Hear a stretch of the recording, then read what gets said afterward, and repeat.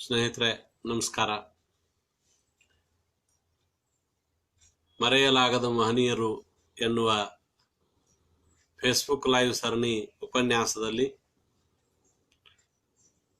ಬೆಂಗಳೂರಿನ ಗೆಳೆಯರಾದ J Ravishankar sir ಅವರು, H S Satyanarayana ಅವರ ಆಹ್ವಾನದ ಇಂದಿನ ನಾನು ಡಾಕ್ಟರ್ ವೈ.ಎಂ. ಸೌದತ್ತಿ ಉಪನ್ಯಾಸ ನಾಡು ಕಂಡಂತಹ ಸುಪ್ರಸಿದ್ಧ ಸಂಶೋಧಕ ಮಹಾಗುರು ಡಾಕ್ಟರ್ ಎಂ. ಕಲಬುರ್ಗಿ ಅವರ ಜೀವನ ಮತ್ತು ಸಾಹಿತ್ಯ ಸಾಧನೆಯನ್ನು ಕುರಿತಂತೆ ಕೆಲವು ಮಾತುಗಳನ್ನು ತಮ್ಮೊಂದಿಗೆ ಹಂಚಿಕೊಳ್ಬೇಕು ಅಂತ ಹೇಳಿ ನಾನು ತಮ್ಮ ಮುಂದೆ ಪ್ರತ್ಯಕ್ಷನಾಗಿದ್ದೇನೆ. ನನ್ನ ವಿದ್ಯಾಗುರುಗಳು, ನನ್ನ ಅನೇಕ ಸಾಹಿತ್ಯಿಕ ಸಾಧನೆಗಳಿಗೆ ಪ್ರೇರಣೀಕರ್ತರು ಹಾಗೂ ನನ್ನಂತಹ ಸಾವಿರ ಶಿಷ್ಯರನ್ನ ನಾಡಿಗೆ ಕೊಡುಗೆಯಾಗಿ ಕೊಟ್ಟಿರುವಂತಹ ಡಾಕ್ಟರ್ ಎಂ. ಕಲಬುರ್ಗಿ ಅವರ ಬಗ್ಗೆ ಮಾತನಾಡೋದೇ ಅಂದರೆ ಅದೊಂದು ನನಗೆ ರೋಮಾಂಚನವನ್ನುಂಟು ಮಾಡುವ ಅನುಭವ. ಯಾಕಂದ್ರೆ ಡಾಕ್ಟರ್ ಕಲಬುರ್ಗಿ ಅಂತಹ ಮಹಾ ಸಂಶೋಧಕರು ನಾಡಿನಲ್ಲಿ ಜನಿಸೋದು ಯುಗಕ್ಕೊಮ್ಮೆ ಮಾತ್ರ ಅಂತ ಅನಿಸ್ತದೆ. ಕನ್ನಡ ನಾಡು ಕಂಡ, ಆಧುನಿಕ ಸಾಹಿತ್ಯ ಕಂಡ ಅತ್ಯಂತ ಶ್ರೇಷ್ಠ ಸಂಶೋಧಕರಲ್ಲಿ ಡಾಕ್ಟರ್ ಕಲಬುರ್ಗಿ ಅವರ ಹೆಸರು ನಿಸ್ಸಂಶಯವಾಗಿಯೂ ಸೇರ್ತದೆ. ಸಂಶೋಧನೆಯನ್ನ ಮಾಡುತ್ತಲೇ ಸಂಶೋಧನೆಗಾಗಿಯೇ ಬದುಕಿ, ಸಂಶೋಧನೆಗಾಗಿಯೇ ಜೀವನವನ್ನೇ ಅರ್ಪಣೆ ಹೆಸರು, ಇನ್ನೊಂದು ಹೆಸರು ಜಗತ್ತಿನಲ್ಲಿ ಬಹುಶಃ ಒಬ್ಬ ಶ್ರೇಷ್ಠ ಸಂಶೋಧಕ, ಮಹಾಮಾರ್ಗ ನಿರ್ಮಿಸಿದ ಸಂಶೋಧಕ ಡಾಕ್ಟರ್ ಎಂ. ಕಲಬುರ್ಗಿ ಅವರ ಬಗ್ಗೆ ಕೆಲವು ಮಾತುಗಳನ್ನ ನನ್ನಂತಹ ಅಲ್ಪ ಹಂಚಿಕೊಳ್ಳೋದಕ್ಕೆ ಅವಕಾಶ ಸಿಕ್ಕದ್ದು ಬಹಳ ಸಂಗತಿ ಅಂತ ನಾನು ಭಾವಿಸ್ತೇನೆ. ನಾಡಿನಾದ್ಯಂತ ಅವರ ಸಾವಿರ ಶಿಷ್ಯರಿದ್ದಾರೆ ಕೂಡ. ಬಹಳ ನಡೆಯಲ್ಲಿ ಬರುವಂತಹ ಒಬ್ಬ ಚಿಕ್ಕ ಶಿಷ್ಯನಾಗಿ ನಾನು ಅವರನ್ನು ಮಾತನಾಡುವ ಅವಕಾಶ ನನಗೆ ಸಿಕ್ಕದ್ದು ನನ್ನ ಭಾಗ್ಯ ಅಂತ ಭಾವಿಸ್ತೇನೆ. Doctor M. ಕಲಬುರ್ಗಿ ಅವರದು ಅಸೀಮ ವ್ಯಕ್ತಿತ್ವ, ಬಹಳ ದೊಡ್ಡ ವ್ಯಕ್ತಿತ್ವ, ಅದು ಸೀಮಾತೀತವಾದ ವ್ಯಕ್ತಿತ್ವ. ಒಂದೇ ಹಿಡಿತದಲ್ಲಿ ಸಿಗುವಂತಹದ್ದಲ್ಲ. ಸಂಶೋಧಕ, ಸಾಹಿತ್ಯ ಚರಿತ್ರಕಾರ, ಸಂಸ್ಕೃತಿ ಚಿಂತಕ, ನಾಟಕಕಾರ, ಇತಿಹಾಸಕಾರ, ಜಾನಪದ ತಜ್ಞ, ಶಾಸನ ಸಂಶೋಧಕ, ಸಂಸ್ಕೃತಿ ಚಿಂತಕ, ಹೀಗೆ ಹಲವು ನೆಲೆಗಳಲ್ಲಿ ವಿಸ್ತೃತವಾದಂತಹ ಅನಂತ ಮುಖಗಳ ವ್ಯಕ್ತಿತ್ವ ಅವರದು. ಸಾಹಿತ್ಯದ ವಿದ್ಯಾರ್ಥಿಯಾಗಿ ಕಾವ್ಯ, ಶಾಸನ, ಹಸ್ತಪ್ರತಿ, ವ್ಯಾಕರಣ, ಮೂಲಪಾಠ ಹೀಗೆ ಪ್ರಕಾರದ ಸಮಸ್ಯೆಗಳನ್ನ ಹರವಿಕೊಂಡೇ ಕುಳಿತು ಬಿಡುತ್ತಿದ್ದರು. ಸಂಸ್ಕೃತಿ ಚಿಂತಕರಾಗಿ ಜಾನಪದ, ಭಾಷೆ, ನಾಮವಿಜ್ಞಾನ, ಜನಾಂಗ ಹೀಗೆ ಹಲವು ಪ್ರಶ್ನೆಗಳನ್ನ ಡಾಕ್ಟರ್ ಕಲಬುರ್ಗಿ ಎದುರುಗೊಳ್ಳುತ್ತಿದ್ರು. ಏನಾದರೂ ಒಂದು ಸಮಸ್ಯೆಯನ್ನ ಮೈಗೆ ಹತ್ತಿಸಿಕೊಂಡೇ ಬದುಕುತ್ತಿದ್ರು. ಬಹುಶಃ ಅವರಿಗೆ ವೈಯಕ್ತಿಕ ಬದುಕಿಗಿಂತ, ವೈಯಕ್ತಿಕ ಸಂಸಾರಕ್ಕಿಂತ ಈ ಸಾಹಿತ್ಯಿಕ ಸಮಸ್ಯೆಗಳೇ ಸದಾ ಕಾಡುತ್ತಿದ್ದವು. ಹಾಗಾಗಿ ಡಾಕ್ಟರ್ ಎಂ. ಕಲಬುರ್ಗಿ ಅವರು ಯಾವಾಗಲೂ ಕೂಡ ತಮ್ಮನ್ನ ತಾವು ಸಾಹಿತ್ಯಕ್ಕೆ, ಸಂಸ್ಕೃತಿ ಚಿಂತನೆಗೆ, ಸಂಶೋಧನೆಗೆ, ಕರ್ನಾಟಕ ಮಾತ್ರವಲ್ಲ ಭಾರತದಲ್ಲಿಯೇ ಸಮಕಾಲೀನ ವ್ಯಾಪ್ತಿಯಲ್ಲಿ ಹೀಗೆ ಒಂದು ಸಂಶೋಧನೆಯಂತ ಇಟ್ಟುಕೊಂಡು ಸಂಶೋಧಕ ಸಮಕಾಲೀನದಲ್ಲಿ ಸಿಗುವುದು ದುಸ್ತರವಾದ ಮಾತಾಗಿತ್ತು ಅನ್ನೋದು ಅತಿಶಯೋಕ್ತಿಯ ಮಾತೇನೂ ಅಲ್ಲ. ಅವರೇ ಟಂಕಿಸಿದ ಕಾಯಕ ಸಂಸ್ಕೃತಿ, ಶ್ರಮ ಸಂಸ್ಕೃತಿ, ಕಾಯಕ ಸಂಸ್ಕೃತಿ, ಶ್ರಮ ಸಂಸ್ಕೃತಿ ಮೊದಲಾದ ಪದಗಳು ಅವರಿಗೇ ಹೆಚ್ಚು ಅನ್ವಯವಾಗುತ್ತಿದ್ದವು. Doctor M. ಕಲಬುರ್ಗಿ ಅವರು ರಚಿಸಿದ 100ಕ್ಕೂ ಹೆಚ್ಚಿನ ಕೃತಿಗಳು, 1000ಕ್ಕೂ ಹೆಚ್ಚಿನ ಸಂಶೋಧನೆಗಳು, ಸೃಷ್ಟಿಸಿದ 100 ಸಂಶೋಧಕ ವಿದ್ಯಾರ್ಥಿಗಳು ನಾಡಿನೊಳಗೆ ಅವರ ದುಡಿಮೆಯ ಸಾಕ್ಷಿಗಳಾಗಿ ಹರಡಿಕೊಂಡಿದ್ದಾರೆ. ಶತಮಾನಕ್ಕೊಮ್ಮೆ ಮಾತ್ರ ಜನಿಸಿ ಬರುವ ಡಾಕ್ಟರ್ ಎಂ ಎಂ ಕಲಬುರ್ಗಿ ಅವರು ದುರಂತ ಒಂದು ದಿನ ಮುಂಜಾನೆ ಆಗಸ್ಟ್ 30, 2015 ತಮ್ಮ ಮನೆಯ ಅಂಗಣದೊಳಗೇನೆ ಹಂತಕನೊಬ್ಬನ ಗುಂಡಿಗೆ ಬಲಿಯಾದದ್ದು ಕರ್ನಾಟಕ ಕಂಡ ಅತ್ಯಂತ ಕರಾಳ ದಿನ ಅದು. Doctor M M Kalburgi Kannada ನಾಡು ಕಂಡ ಅತ್ಯಂತ ದೊಡ್ಡ ಸಂಶೋಧಕರು.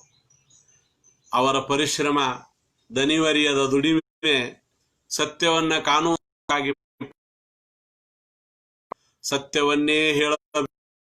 ಸತ್ಯವನ್ನ ಹೇಳುವುದಕ್ಕಾಗಿ ಎಷ್ಟು ಕಷ್ಟ ಬಂದರೂ ಇದು ಕಲಬುರ್ಗಿ ಅವರದೇ ಮಾತು. ಸತ್ಯವನ್ನೇ ಹೇಳಬೇಕು, ಸತ್ಯವನ್ನ ಹೇಳುವುದಕ್ಕಾಗಿ ಕಾಣುವುದಕ್ಕಾಗಿ ಕಷ್ಟ ಬಂದರೂ ಸಹಿಸಿಕೊಳ್ಳಬೇಕು ಎನ್ನುವ ತಾಳ್ಮೆ, ಸತ್ಯಕ್ಕಾಗಿ ಯಾವುದಕ್ಕೂ ಎದೆಗೊಡುವ ಧೈರ್ಯ,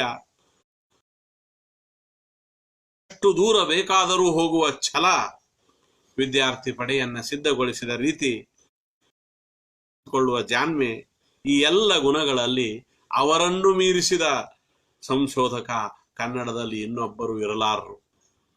ಈ ಎಲ್ಲ ಜಾಣ್ಮೆಗಳಲ್ಲಿ ಅವರನ್ನು ಕನ್ನಡದಲ್ಲಿ ಇರಲಾರರು. ಸದಾ ಕನ್ನಡ ನಾಡು, ನುಡಿ, ಚಿಂತನೆ, ಇತಿಹಾಸ, ಶಾಸನ, ಗ್ರಂಥ ಸಂಪಾದನೆ, ಪ್ರಾಚೀನ ಕಾವ್ಯಗಳ ಪ್ರಕಟಣೆ, ವ್ಯಾಕರಣ, ಹಳೆಗನ್ನಡ ಒಂದೇ ಎರಡೇ ಅವರ ತಲೆಯಲ್ಲಿ ಒಂದು ಮುಗಿದ ತಕ್ಷಣ ಇನ್ನೊಂದು ಹುಳ ಕೊರೆಯುತ್ತಿದ್ದವು. ಯಾವುದು ಯಾರಿಂದ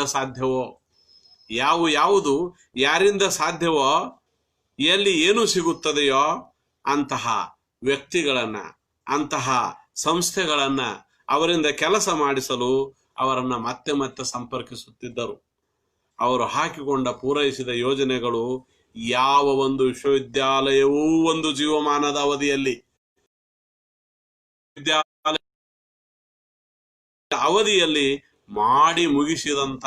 ಮಾಡಿ ಮುಗಿಸದಂತಹ ಆಗಿದ್ದವು ಅನ್ನುವುದನ್ನ ನಾವು ಗಮನಿಸಬೇಕು.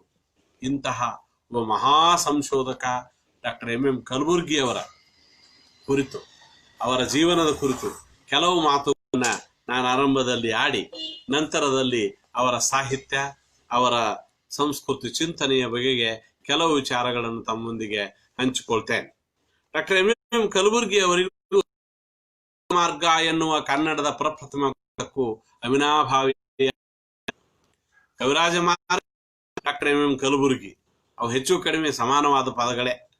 ಯಾಕಂದ್ರೆ ಅವರು ಆರಿಸಿಕೊಂಡ PhD ಆರಿಸಿಕೊಂಡ ವಿಷಯ, ಕಲಬುರ್ಗಿ ಅವರು ಆರಿಸಿಕೊಂಡ ವಿಷಯ ಹೆದರುವ ಅಂತ ಮಹಾ ಒಂದು ಗ್ರಂಥ ಮಾರ್ಥವಲ್ಲ. ಕಲಬುರ್ಗಿ ಅವರು ಆರಿಸಿಕೊಂಡ ವಿಷಯ ಸಾಹಿತ್ಯ. ಕಾರಣಗಿಂತ ಮೊದಲು ಬಂದ ಕೃತಿಗಳು ಯಾವುವು? ಕವಿರಾಜ ಮಾರ್ಗಕಾರ ಯಾರು? ಪ್ರಿಯದಾತ ಬರದನೆ, ಕವಿರಾಜ ಮಾರ್ಗಕಾರನೇ ಅದನ್ನು ಬರದನೆ. ಸಂಗತಿಗಳನ್ನು ಇಟ್ಟುಕೊಂಡು ಅವರು PhD ಪ್ರಬಂಧ ರಚನೆಯಾದಾಗ ಅದಕ್ಕೆ ಮುನ್ನಡೆ ಬರಿತಾ ಮಹಾವಿದ್ವಾಂಸರು, ಅವ್ರ ಗುರುಗಳು ಹೇಳ್ತಾರೆ, ಕಳೆದು 2 ವರ್ಷಗಳ ಕಾಲ ಕನ್ನಡ ಅಧ್ಯಯನ ಪೀಠ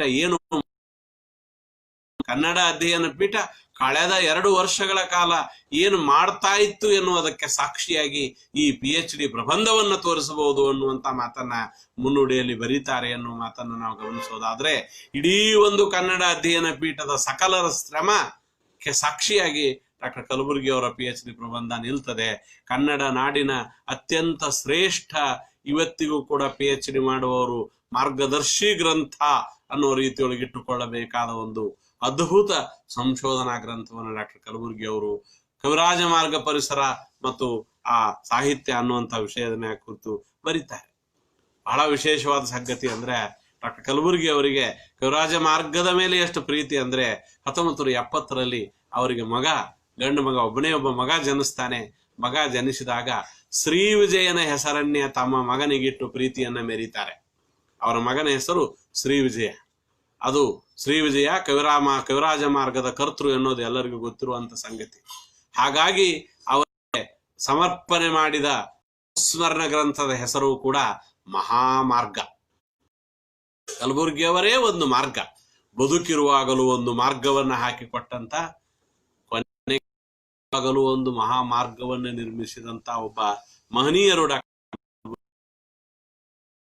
ಮಾರ್ಗ ಎನ್ನುವ ಹೆಸರು ಅವರಿಗೆ ಮಾತ್ರ ಸಲ್ಲುವಂತಹದ್ದು, ಅವರಿಗೆ ಮಾತ್ರ ಸಿಗುವಂತಹದ್ದು ಅನ್ನೋದನ್ನ ನಾವು ಗಮನಿಸಬೇಕು.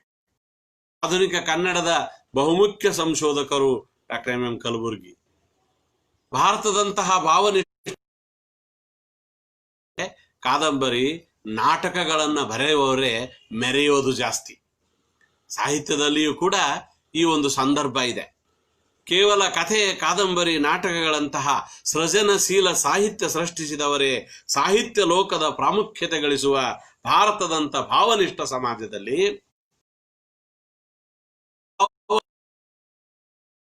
ತಮ್ಮ ವೈಚಾರಿಕ ಬರಹಗಳಿಂದ ಅದೇ ಡಾಕ್ಟರ್ ಎಂ ಎಂ ಕಲಬುರ್ಗಿ ಒಬ್ಬ ಕಾದಂಬರಿ ಬರೆದವರು, ಒಬ್ಬ ನಾಟಕ ಪಡೆದರು.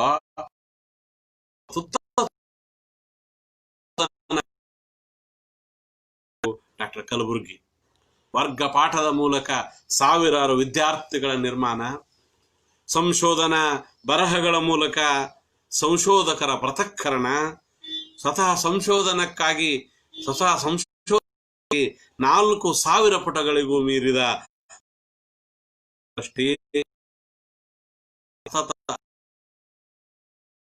ವಿವಿಧ ವಿಷಯಗಳಲ್ಲಿ ಸಂಶೋಧನೆ ನಡೆಸಿ ಆ ಸತ್ಯದ ದಾರಿಯಲ್ಲಿ ನಡೆದ ವಿದ್ವಾಂಸರು ಕಡಿಮೆ.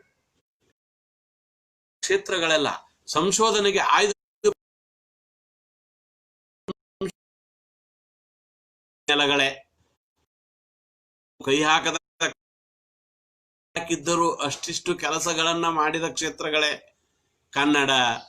ಕನ್ನಡ ಸಂಶೋಧನೆ, ನಾಮವಿಜ್ಞಾನ, ಗ್ರಂಥ ಸಂಪಾದನೆ, ಕೈಫಿಯತ್ತುಗಳು, ಶಾಸನ ಸಂಪದ, ಹಸ್ತಪ್ರತಿಶಾಸ್ತ್ರ, ಗ್ರಂಥ ಸಂಪಾದನಾ ಶಾಸ್ತ್ರ, ಹೀಗೆ ಹೊಸ ಹೊಸ ಕ್ಷೇತ್ರಗಳನ್ನ ಹಿಡಿದು ಅವುಗಳನ್ನ ತಲಸ್ಪರ್ಶಿಯಾಗಿ ಅಧ್ಯಯನ ಮಾಡಿ ಅವುಗಳಿಗೆ ಅಗತ್ಯ ವಿದ್ಯಾರ್ಥಿಗಳ ಅಧ್ಯಯನಕ್ಕೆ ಕೀಲಿಯಾಗುವಂತಹ ಶ್ರೇಷ್ಠ ಕೃತಿಗಳನ್ನು ಡಾಕ್ಟರ್ ಎಂ ಎಂ ಕಲಬುರ್ಗಿ ಅವರು. ಹಾಗಾಗಿ ಅವರೊಬ್ಬ ಕೇವಲ ಯಾವುದೋ ಒಂದು ವಿಷಯದಲ್ಲಿ ಸಂಶೋಧನೆ ಮಾಡಿದ ಸಂಶೋಧಕ ಎನ್ನುವ ಮಾತು ಡಾಕ್ಟರ್ ಗುರುಲಿಂಗ್ ಕಾಪ್ಸೆ ಸರ್ ಅವರು ಹೇಳ್ತಾರೆ ಸಂಶೋಧಕ ಅಂತ. ಡಾಕ್ಟರ್ ಕಲಬುರ್ಗಿ ಅವರು ಸಂಶೋಧಕ ಅವರು ಬರೆದಿರುವ ಒಂದೊಂದು ಗ್ರಂಥಗಳು ಅದರಿಂದ ಪ್ರೇರಣೆ ಪಡೆದುಕೊಂಡೇ ಹೋಗಬೇಕಾಗ್ತದೆ ಅನ್ನುವಂತಹ ಶ್ರೇಷ್ಠ ಶಾಸ್ತ್ರ ಗ್ರಂಥಗಳನ್ನ ನಿರ್ಮಾಣ ಮಾಡಿದಂತಹ ಡಾಕ್ಟರ್ ಕಲಬುರ್ಗಿ ಅವರು ಭಾರತದಂತಹ ಭವ್ಯ ದೇಶದೊಳಗ ಸತ್ಯ ಪ್ರತಿಪಾದನೆ ಮಾಡುವುದಕ್ಕಾಗಿ ಪ್ರಾಣ ಕಳೆದುಕೊಂಡವರ ಸಂಖ್ಯೆ ಕಡಿಮೆ ಏನಿಲ್ಲ. ಸತ್ಯ ಪ್ರತಿಪಾದನೆ ಮಾಡುವುದಕ್ಕಾಗಿ ಪ್ರಾಣ ಪಡೆದುಕೊಂಡವರು ಕಡಿಮೆ ಏನಿಲ್ಲ. ಹಾಗಾಗಿ ಡಾಕ್ಟರ್ ಕಲಬುರ್ಗಿ ಅವರು ಹೇಳ್ತಿದ್ರು, ಭಾರತದಂತಹ ದೇಶದೊಳಗ ಸಂಶೋಧಕನಾದವನು ಆಗಾಗ ಸಿಲುಬೆಗೇರಬೇಕಾಗುತ್ತದೆ ಅಂತ. ಆಗಾಗ ತನ್ನ ಸಿಲುಬೆಗೇರಬೇಕಾಗುತ್ತದೆ ಅನ್ನೋ ಮಾತು ಅವರಿಗೆ, ಅದು ಅವರ ಬದುಕಿಗೆ ಭಾಷ್ಯ. ಹಾಗಾಗಿ ಆಧುನಿಕ ಕಾಲದಲ್ಲಿ ಗಾಂಧೀಜಿ, ಕಾಮ್ರೇಡ್ ಗೋವಿಂದ್ ಪನ್ಸಾರೆ, ಡಾಕ್ಟರ್ ನರೇಂದ್ರ ದಾಬೋಲ್ಕರ್ ಅವರಂತೆಯೇ ಡಾಕ್ಟರ್ ಎಂ ಎಂ ಕಲಬುರ್ಗಿ ಅವರು ಕೂಡ ಸತ್ಯಕ್ಕಾಗಿಯೇ ಪ್ರಾಣಾರ್ಪಣೆ ಮಾಡಿದ್ದು ಈ ನಾಡಿನ ಬಹಳ ದೊಡ್ಡ ದುರಂತ ಅಂತ ನಾವು ಗಮನಿಸಬೇಕಾಗ್ತದೆ.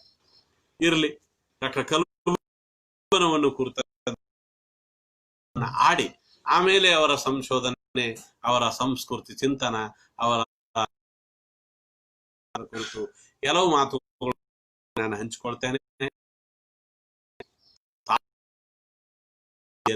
ಹೇಳಿ ಮುಗಿಸಲಾರದಂತಹ ಒಂದು ಜೀವನ, ಸಾಹಿತ್ಯ ಸಾಧನೆ ಡಾಕ್ಟರ್ ಕಲಬುರ್ಗಿ ಅವರು.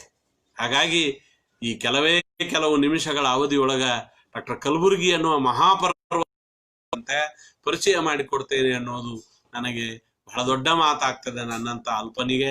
ಆದರೂ ಕೂಡ ಅವರ ಕುರಿತು ಕೆಲವು ಮಾತುಗಳನ್ನ ಮರೆಯಲಾಗದ ಮಹಾನುಭಾವರು ಎಂಬ ಸರಣಿಯಲ್ಲಿ ಕರ್ನಾಟಕಕ್ಕೆ ನಾನು ಪರಿಚಯ ಮಾಡಿಕೊಡುವಂತ ಅವಕಾಶ ನನಗೆ ಸಿಕ್ಕದ್ರಿಂದ ಅವರೊಬ್ಬ ಪ್ರಿಯ ವಿದ್ಯಾರ್ಥಿಯಾಗಿ ಅವರ ತರಗತಿ ಮಾತ್ರವಲ್ಲ, ಅವರ ಮುಂದೆ ಕುಳಿತು 2 ವರ್ಷಗಳ ಕಾಲ ಸಂಶೋಧನಾ ಸಹಾಯಕನಾಗಿ ಕೆಲಸ ಮಾಡಿದ ಅವರ ಪ್ರೀತಿಯ ವಿದ್ಯಾರ್ಥಿಯಾಗಿ ಒಂದು ಚಿಕ್ಕದಾಗಿರುವ ಒಂದು ಗುರುವಂದನೆಯ ಸಲ್ಲಿಸುವ ಕಾರ್ಯಕ್ರಮ ಸಿಕ್ಕಿದೆ ಅಂತ ಭಾವಿಸಿ ಅವರನ್ನು ಕುರಿತು ಕೆಲವು ಮಾತುಗಳನ್ನು ಅರ್ಪಿಸ್ತಾ ಇದ್ದೇನೆ. ಡಾಕ್ಟರ್ ಮಲ್ಲೇಶಪ್ಪ ಮಡಿವಾಳಪ್ಪ ಕಲಬುರ್ಗಿ ಅವರು ಜನಿಸಿದ್ದು, MM ಕಲಬುರ್ಗಿ ಅವರು, ಡಾಕ್ಟರ್ ಮಲ್ಲೇಶಪ್ಪ ಮಡಿವಾಳಪ್ಪ ಕಲಬುರ್ಗಿ ಅವರು ಜನಿಸಿದ್ದು ಇಂದಿನ ವಿಜಯಪುರದ, ಅವರ ಊರು ಯರಗಲ್ BK ಅಂತ ಒಂದು ಚಿಕ್ಕ ಹಳ್ಳಿ. ಅವರು ಜನಿಸಿದ್ದು ತಾಯಿಯ ತವರು ಮನೆಯಾದಂಥ ಗುಬ್ಬೇವಾಡದಲ್ಲಿ, ತಾಯಿ ಗುರಮ್ಮನವರ ತವರು ಮನೆಯಾದಂಥ ಗುಬ್ಬೇವಾಡದಲ್ಲಿ 28/11/1938 1938ನೇ ಇಸ್ವಿ 28ನೇ ತಾರೀಕು ನವೆಂಬರ್ 11ರಂದು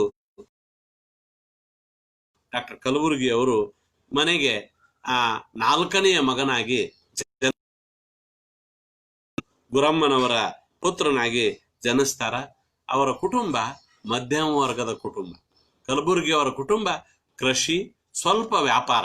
ಅವರೇ ಬರ್ಕೊಂತಾರೆ, ನನ್ನದು ಬಹಳ ಮಧ್ಯಮ ವರ್ಗದ ಕುಟುಂಬ, ಬಹಳ ಶ್ರಮ ಸಂಸ್ಕೃತಿಯ ಕುಟುಂಬ ಎನ್ನುವ ಮಾತನ್ನ ಅವರು ಬರಿತಾರೆ. ಭಾರತದ ಆತ್ಮ ಹಳ್ಳಿಗಳಲ್ಲಿದೆ. ನಾನು ಅಂತ ಹಳ್ಳಿ ಮೂಲದ ವ್ಯಕ್ತಿ. ನನ್ನ ತಂದೆ ತಾಯಿಗಳು ವಿದ್ಯಾವಂತರಲ್ಲ. ಡಾಕ್ಟರ್ ಕಲಬುರ್ಗಿ ತಮ್ಮ ಮನೆತನದ ಬಗ್ಗೆ ಅಭಿಮಾನದಿಂದ ಬರೆದುಕೊಳ್ಳುವಂತಹ ಮಾತಿದು. ಭಾರತದ ಆತ್ಮ ಹಳ್ಳಿಗಳಲ್ಲಿದೆ.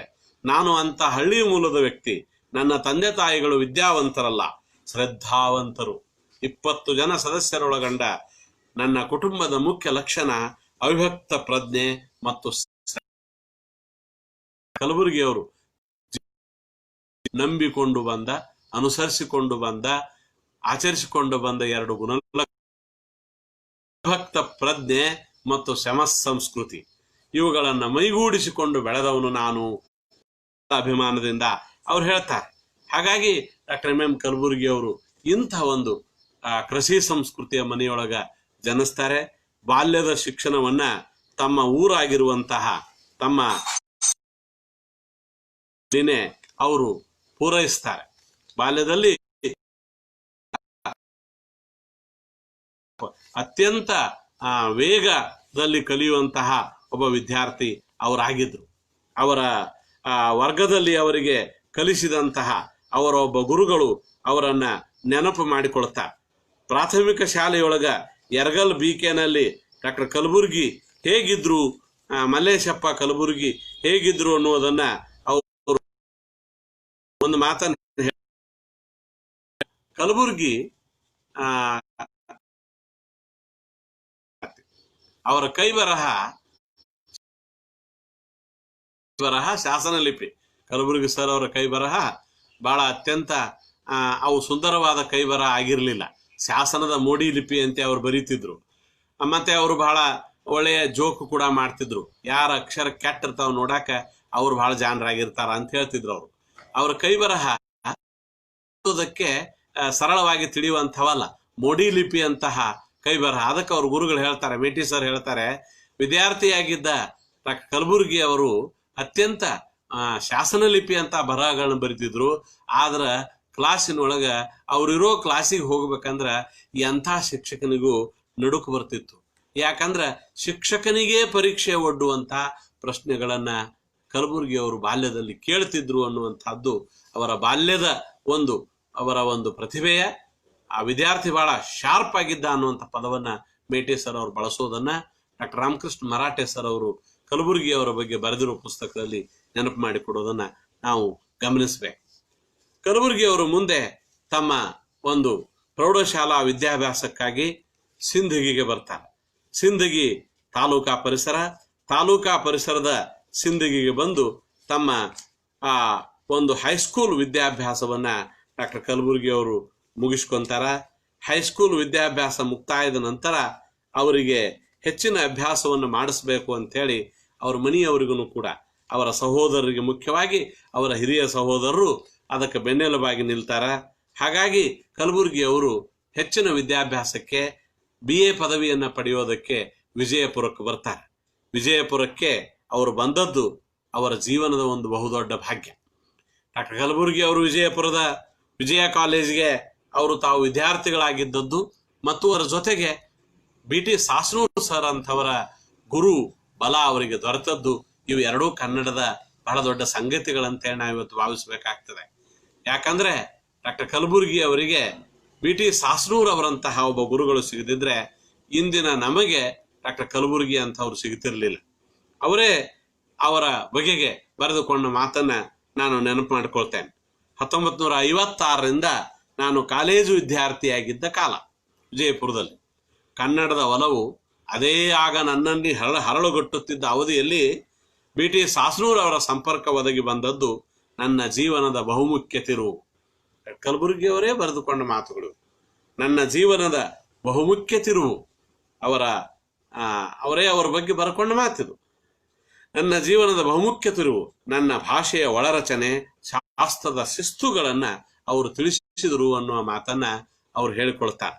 BAದಲ್ಲಿ ಅವರು BT ಸಾಸನೂರ್ ಅವರ ಒಂದು ಅಭ್ಯಾಸ ಹೇಳಿಕೊಡುವ ಒಂದು ಪರಿಣಾಮವನ್ನ ಕಲಬುರ್ಗಿ ಅವರು ಎಷ್ಟು ತಮ್ಮ ಜೀವನದೊಳಗ ಅವರು ನೆನೆಸ್ಕೊಳ್ತಾರ ಅಂತಂದ್ರ, ಆದ್ರ ಕನ್ನಡ ಶಿಕ್ಷಕನೇ ಆಗಬೇಕು, ಆದ್ರ ಕನ್ನಡ ಪ್ರಾಧ್ಯಾಪಕನೇ ಆಗಬೇಕು, ಕಲಿಸಿದ್ರ ಶಬ್ದವನ್ನ ದರ್ಪಣವನ್ನೇ ಕಲಿಸಬೇಕು ಅನ್ನೋ ಪ್ರೇರಣೆಯನ್ನ BT ಸಾಸನೂರ್ ಸರ್ ಅವರಂಥವರಿಂದ ಅವರು ಪಡೆದುಕೊಳ್ತಾರೆ. ಯಾಕಂದ್ರ BT ಸಾಸನೂರ್ ಅವರು ಕೇವಲ ಪಾಂಡಿತ್ಯದ ಮಹಾಮೇರುವಾಗಿರದೆ ವಿದ್ಯಾರ್ಥಿ ಪ್ರಿಯ ಶಿಕ್ಷಕರಾಗಿದ್ರು, ವಿದ್ಯಾರ್ಥಿ ಪ್ರಿಯ ಅವರು ಗುರುಗಳಾಗಿದ್ರು. ಈ ಭಾವನೆ ಕೂಡ ಕಲಬುರ್ಗಿ ಅವರಲ್ಲಿ ಮುಂದೆ ಬಂತು. ಡಾಕ್ಟರ್ ಕಲಬುರ್ಗಿ ಅವರಂತ ವಿದ್ಯಾರ್ಥಿ ಪ್ರಿಯ ಪ್ರಾಧ್ಯಾಪಕರನ್ನ ನಾವು ನೋಡೋದಕ್ಕೆ ಸಾಧ್ಯವಾಗೋದಿಲ್ಲ. ಸಾವಿರಾರು ವಿದ್ಯಾರ್ಥಿಗಳನ್ನ ಬೆಳೆಸಿದವರು ಡಾಕ್ಟರ್ ಕಲಬುರ್ಗಿ ಅವರು. ತಮ್ಮ ಮನೆಯ ಮಕ್ಕಳು ಯಾವ ತರಗತಿಯನ್ನ ಓದ್ತಾರೆ ಅನ್ನೋದು ಡಾಕ್ಟರ್ ಕಲಬುರ್ಗಿ ಅವರಿಗೆ ಗೊತ್ತಿರ್ತಿರ್ಲಿಲ್ಲ, ಸರಿಯಾಗಿ ನೆನಪಿರ್ತಿರ್ಲಿಲ್ಲ. ಆದರೆ ಯಾವ ವಿದ್ಯಾರ್ಥಿ ಯಾವ ಒಂದು PhD ಮಾಡ್ತಾನೆ, ಅವನ ವಿಷಯ ಏನು, ಎಲ್ಲಿಗೆ ನಿಂತಿದೆ ಅನ್ನೋದನ್ನ ಅವ್ರು ತಕ್ಷಣಕ್ಕೆ ನೆನಪು ಮಾಡ್ಕೊಂಡು ಹೇಳ್ತಿದ್ರು.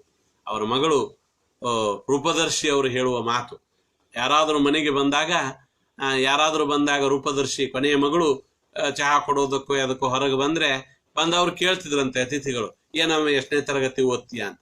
ಡಾಕ್ಟರ್ ಕಲಬುರ್ಗಿ ಅವ್ರಿಗೆ ನೆನಪಿರ್ತಿರ್ಲಿಲ್ಲ ಮಗಳು ಎಷ್ಟನೇ ತರಗತಿ ಓದ್ತಾಳೆ ಅಂತ. ಹೇಳು, ನೀನ್ ಎಷ್ಟನೇ ತರಗತಿ ಒತ್ತಿ ಹೇಳು ಅಂತ ಆಕೆಯನ್ನೇ ಅವ್ರು ಕೇಳ್ತಿದ್ರಂತೆ. ಅದಕ್ಕೆ ರೂಪದರ್ಶಿ ಅವ್ರು ಹೇಳ್ತಾರೆ, ಒಂದು ಸಂದರ್ಶನದೊಳಗೆ, ಯೂಟ್ಯೂಬ್ ಸಂದರ್ಶನದೊಳಗೆ ಹೇಳ್ತಾರೆ, ನಮ್ಮ ಅಪ್ಪನಿಗೆ ತನ್ನ ಮಕ್ಕಳು ಎಷ್ಟನೇ ತರಗತಿ ಓದ್ತಿದ್ದಾರೆ ಅನ್ನೋದು ಗೊತ್ತಿರ್ತಿರ್ಲಿಲ್ಲ, ಆದ್ರ ನಮ್ಮ ಮನೆಯ ಗ್ರಂಥಾಲಯದೊಳಗ ಯಾವ ಪುಸ್ತಕ ಎಷ್ಟನೇ ರ್ಯಾಕಿನೊಳಗ ಎಷ್ಟು ಪುಸ್ತಕಗಳಾದ ನಂತರ ಎಷ್ಟು ಕುತ್ಕೊಂಡು ಅವ್ರ ಫೋನ್ನಲ್ಲಿ ಹೇಳ್ತಿದ್ರು ಅನ್ನುವಂತ ಮಾತನ್ನ ಅವ್ರು ಹೇಳುವುದನ್ನ ನಾವು ಗಮನಿಸಬೇಕು. ಇಂಥ ಡಾಕ್ಟರ್ ಕಲಬುರ್ಗಿ ಅತ್ಯಂತ ವಿರಳ ವಿದ್ವಾಂಸರಾಗಿದ್ರು ಅನ್ನುವಂಥದ್ದು. ಹಾಗಾಗಿ BT ಸಾಸನೂರ್ ಅವರ ಪ್ರೇರಣೆಯನ್ನ ಪಡ್ಕೊಂಡು BA ಪದವಿಯನ್ನ ಪಡ್ಕೊಳ್ತಾರ. ಪ್ರಥಮ ದರ್ಜೆ, ಪ್ರಥಮ ರ್ಯಾಂಕು UGC ಫೆಲೋಶಿಪ್ ಬರ್ತದೆ ಡಾಕ್ಟರ್ ಕಲಬುರ್ಗಿ ಅವರಿಗೆ. MA ಮಾಡೋದಕ್ಕೆ UGC ಫೆಲೋಶಿಪ್ ಬರ್ತದೆ.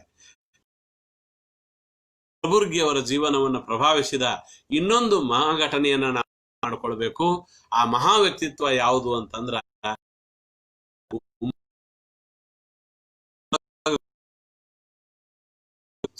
ಹೋಗು ಹಳಕಟ್ಟಿ ಅನ್ನುವಂತ ಒಂದು ಶರಣಗುಮ್ಮಟ ಇತ್ತು. VM ಶ್ರೀಕಂಠಯ್ಯನವರು ವಿಜಯಪುರಕ್ಕೆ ಬಂದಾಗ ಯಾರೋ ಗೋಲುಗುಮ್ಮಟವನ್ನು ತೋರಿಸಿದ್ರಂತ. ಹೌದು,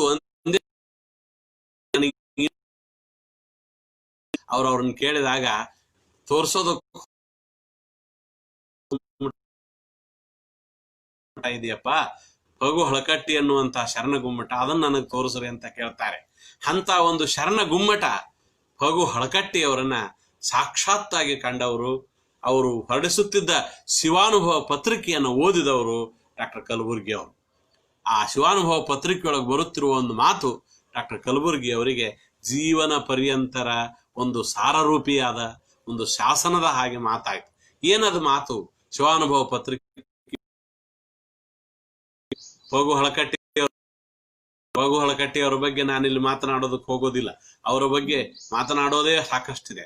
ಎಂತ ಮಹಾನ್ ಮನುಷ್ಯ ಅಂದ್ರೆ ಅವ್ರು ಹೇಳ್ತಿದ್ರಂತೆ, ಬರಿತಿದ್ರಂತೆ, ಕೆಲಸ ಮಾಡುವವನ ಮನಸ್ಸು ಸ್ವಚ್ಛ ಆಗಿರ್ತದ ಅಂತ. ಕೆಲಸ ಮಾಡುವವನ ಮನಸ್ಸು ಸ್ವಚ್ಛ ಆಗಿರ್ತದ. ಡಾಕ್ಟರ್ ಕಲಬುರ್ಗಿಯವರ ಮನಸ್ಸು ಎಂದೆಂದಿಗೂ ಸ್ವಚ್ಛವಾಗಿಯೇ ಇತ್ತು. ಡಾಕ್ಟರ್ ಕಲಬುರ್ಗಿಯವರ ಮನಸ್ಸು ಸ್ವಚ್ಛವಾಗಿತ್ತು. ಡಾಕ್ಟರ್ ಕಲಬುರ್ಗಿಯವರ ಕೈ ಕೂಡ ಸ್ವಚ್ಛ ಆಗಿತ್ತು. ಯಾಕಂದ್ರೆ ಕರ್ನಾಟಕ ರಾಜ್ಯದ ಎಂತೆಂತಹ ದೊಡ್ಡ ದೊಡ್ಡ ಹುದ್ದೆಗಳನ್ನು ಅವರು ಏರಿದಾಗಲೂ ಕೂಡ, ಹಂಪಿ ವಿಶ್ವವಿದ್ಯಾಲಯದ ಕುಲಪತಿ ಆದಾಗಲೂ ಕೂಡ, ರಾಷ್ಟ್ರೀಯ ದ.ರಾ. ಬೇಂದ್ರೆ ಟ್ರಸ್ಟ್ ಅಧ್ಯಕ್ಷರಾದಾಗಲೂ ಕೂಡ, ಬಸವರಾಜ್ ಕಟ್ಟಿಮನಿಯವರ ಒಂದು ಟ್ರಸ್ಟಿನ ಅಧ್ಯಕ್ಷರಂತಹ ಹುದ್ದೆ ಬಂದಾಗಲೂ ಕೂಡ ಡಾಕ್ಟರ್ ಕಲಬುರ್ಗಿ ಅವರು ಕೈಯನ್ನ ಮನಸ್ಸನ್ನ ಸ್ವಚ್ಛವಾಗಿಯೇ ಇಟ್ಟುಕೊಂಡು ಬದುಕಿದ ಶರಣರ ಒಂದು ಬದುಕನ್ನ ಅವರು ಅನುಸರಿಸಿದವರಾಗಿದ್ರು. ಹಾಗಾಗಿ ಇದಕ್ಕೆ ಕಾರಣ ಕೆಲಸ ಮಾಡುವವನ ಮನಸ್ಸು ಸ್ವಚ್ಛ ಆಗಿರ್ತದ ಅನ್ನುವ ಮಾತು, ಆ ಕ್ಷಮಿಸಬೇಕು ಪಗು ಹಳಕಟ್ಟಿಯವರ ಮಾತು ಇವರ ಜೀವನದೊಳಗ ಅದು ಮುಂದೆ ಪ್ರಭಾವ ಮಾಡಿತು. BA ಪದವಿಯನ್ನ 1960ರಲ್ಲಿ ಮುಗಿಸಿಕೊಂಡು ಅವರು ಅತ್ಯಧಿಕ ಅಂಕಗಳನ್ನು ಗಳಿಸಿ UGC ಸ್ಕಾಲರ್ಶಿಪ್ ಅನ್ನ ಪಡ್ಕೊಂಡು ಕೊನೆಗೆ ಅವರ ಅಣ್ಣ ಕೂಡ ಅವರಿಗೆ ಸಹಾಯವನ್ನ ಮಾಡ್ತಾರ. ಧಾರವಾಡಕ್ಕೆ ಬರ್ತಾರ.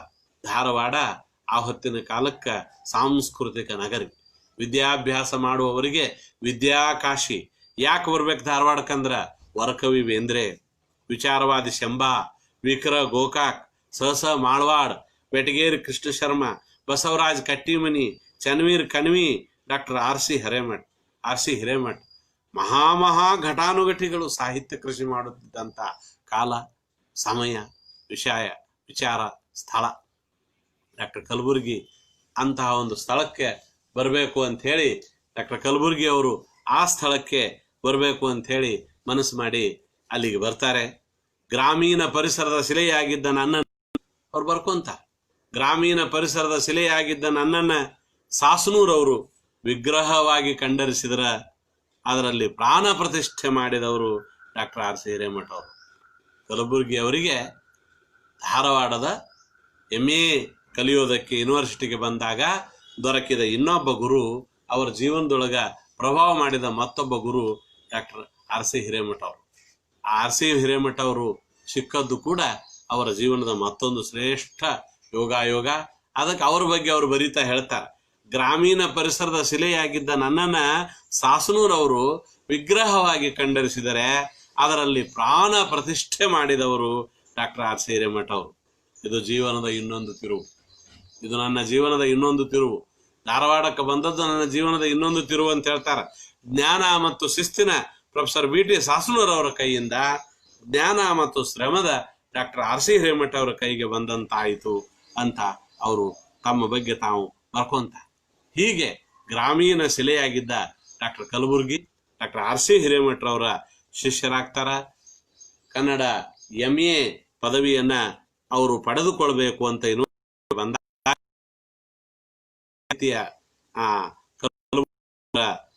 ಗುರುಗಳಾದಂಥ ಡಾಕ್ಟರ್ R.C. ಓದಿನ ವಿಸ್ತಾರ, ಅಧ್ಯಯನದ ವಿಸ್ತಾರ, ಇದೆಲ್ಲದಕ್ಕೂ ಡಾಕ್ಟರ್ ಶೋತ್ತರವಾಗಿ ಸಿಗ್ತಾರ. ಹೇಗೆ ಕಲಿಸ್ತಿದ್ರು ಡಾಕ್ಟರ್ R.C. ಹಿರೇಮಠ ಅಂತ ಕೇಳಿದ್ರೆ,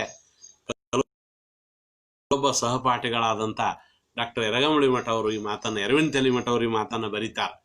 R.C. ಹಿರೇಮಠ ಅವರ ಗುಹೆಯನ್ನಲ್ಲ ಗುಹೇಶ್ವರನನ್ನೇ ತೋರಿಸುವಂಗಿತ್ತಂತ, ಗುಹೇಶ್ವರನನ್ನೇ ತೋರಿಸುವಂತಹ ಒಬ್ಬ ಸಂಶೋಧಕ ಡಾಕ್ಟರ್ R.C. ಹಿರೇಮಠ ಅವರು. ವಿದ್ಯಾರ್ಥಿಗಳಿಗೆ ಸಿಕ್ಕದ್ದು ವಾದಂಥ ಒಂದು ಮಾತು. ತಮ್ಮ ಯೂನಿವರ್ಸಿಟಿಗೆ ಬಂದಂತ ತಮ್ಮ ಕಾಲಿನ ಅನುಭವವನ್ನ ಅವರು ಕಲಬುರ್ಗಿ ಅವರೇ ಬರ್ಕೊಂತ. ಬೇರೆ ವಿಭಾಗಗಳಲ್ಲಿ ಅನೇಕರು ಕನ್ನಡ ವಿಭಾಗಕ್ಕೆ ಬಂದ್ರು, ಇನ್ನೂ ಕೆಲವು ವಿಭಾಗಗಳಲ್ಲಿ ಬಂದ್ರು. ಗಿರಡ್ಡಿ ಗೋವಿಂದರಾಜ, ಚಂದ್ರಶೇಖರ ಪಾಟೀಲ್ರು, ಸಿದ್ಧಲಿಂಗ ಚಂದ್ರಶೇಖರ ಕಂಬಾರ, ನಾಟಕಕಾರ ಜಯವಂತ್ ಶೆಟ್ಟಿ, ಹೀಗೆ ಇವರೆಲ್ಲರೂ ಬಂದದ್ದು ಒಂದು ರೀತಿ ಚಾರಿತ್ರಿಕ ಸಮಾಗಮ. ಅದೊಂದು ರೀತಿ ಚಾರಿತ್ರಿಕ ಸಮಾಗಮ ಆಗಿತ್ತು.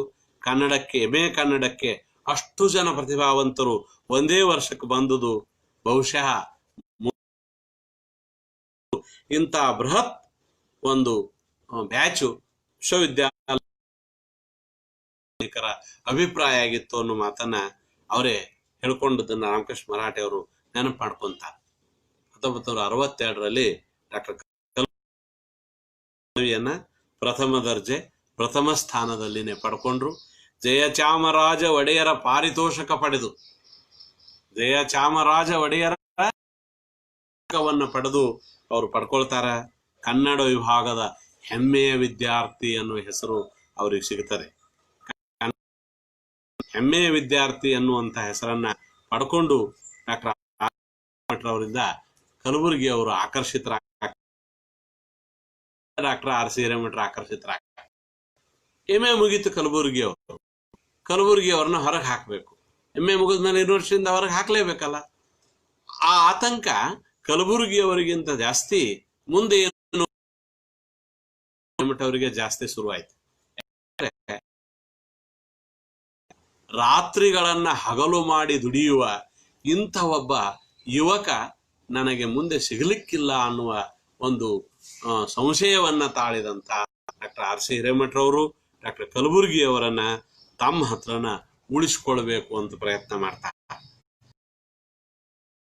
ಹೇಗಿದ್ರು ಡಾಕ್ಟರ್ ಕಲಬುರ್ಗಿ ಅವರಂತಂದ್ರ ಅವರು ಬರೆದಂತ MA ಅಂತಿಮ ವರ್ಷದ ಉತ್ತರ ಪತ್ರಿಕೆಗಳನ್ನ ಡಾಕ್ಟರ್ ಆರ್ ಸಿ ಹಿರೇಮಠರು ವಿಶ್ವವಿದ್ಯಾಲಯದಲ್ಲಿ ಪ್ರದರ್ಶನಕ್ಕಿರಿಸಿದ್ರಂತ. ಅತ್ಯುತ್ತಮವಾದ ಉತ್ತರಗಳನ್ನು ಡಾಕ್ಟರ್ ಕಲಬುರ್ಗಿ ಅವರು ಬರೆದಿದ್ರು. ಅಂದ್ರ ಮುಂದಿನ ಅನೇಕ ವರ್ಷಗಳ ಕಾಲ ಅವರ ಉತ್ತರ ಪತ್ರಿಕೆಗಳು ಆ ಕನ್ನಡ ಅಧ್ಯಯನ ಪೀಠದ ಒಂದು ಕ್ಯಾಂಪಸ್ನಲ್ಲಿ ಒಂದು ಫಲಕದಲ್ಲಿ ಅವು ಪ್ರದರ್ಶಿತವಾಗುವ ಹಾಗೆ ಅಷ್ಟು ಸುಂದರವಾದ ಉತ್ತರ ಪತ್ರಿಕೆಗಳನ್ನ ಬರೆದಿದ್ರು. ಹಾಗಾಗಿ ಈ ರಾತ್ರಿಗಳನ್ನ ಹಗಲು ಮಾಡಿ ದುಡಿಯುವಂತ ಸಂಸ್ಥೆಗೆ ಸಂಪತ್ತಾಗಬಲ್ಲ ಇಂಥ ವಿದ್ಯಾರ್ಥಿಯನ್ನ ನಾನು ಕಳ್ಕೊಳ್ಬಾರದು ಅಂತ ಹೇಳಿ ಹೊರಗೆ ಬಿಟ್ಟರೆ ಮಹಾ ಅಪರಾಧ ಆಗ್ತತಿ ಅಂತ ಹೇಳಿ ಆಲೋಚಿಸಿದಂತ ಡಾಕ್ಟರ್ ಆರ್ ಸಿ ಹಿರೇಮಠರವರು ಡಾಕ್ಟರ್ ಕಲಬುರ್ಗಿ ಅವರನ್ನ ಸ್ನಾತಕೋತ್ತರ ಪದವಿ ಮುಗಿದ ತಕ್ಷಣ ತಾವೇ ಆರಂಭಿಸಿದಂತಹ ವಚನ ಸಂಶೋಧನಾ ಪ್ರಕಟಣಾ ವಾಂಗ್ಮಯ ಅವರನ್ನ ಸಂಶೋಧನಾ ಸಹಾಯಕರನ್ನಾಗಿ,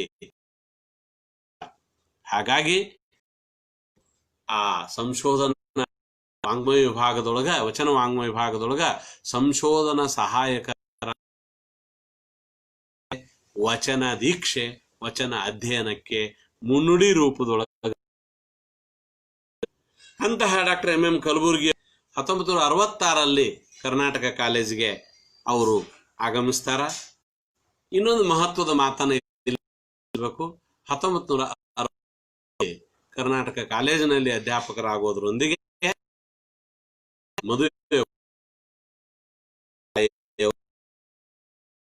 ಮದುವೆಯವರ ಪತ್ನಿಯಾಗಿ ಅವರ ಬಾಳನ್ನ ತುಂಬುತ್ತಾರ. ಕರ್ನಾಟಕ ಕಾಲೇಜಿಗೆ ಬರುವಾಗ 3 ಹೊಣೆಗಾರಿಕೆಗಳು ಕಲಬುರ್ಗಿ ಅವ್ರಿಗಿದ್ವು. ಒಂದು ಕಡೆ PhD ಅಧ್ಯಯನ, ಇನ್ನೊಂದು ಕಡೆ ಕನ್ನಡ ಅಧ್ಯಯನ ಪೀಠದಲ್ಲಿ ವಚನಗಳ ಪರಿಷ್ಕರಣ, ಅದರ ಜೊತೆಗೆ ಕರ್ನಾಟಕ ಕಾಲೇಜಿನಲ್ಲಿ ಬೋಧನೆ.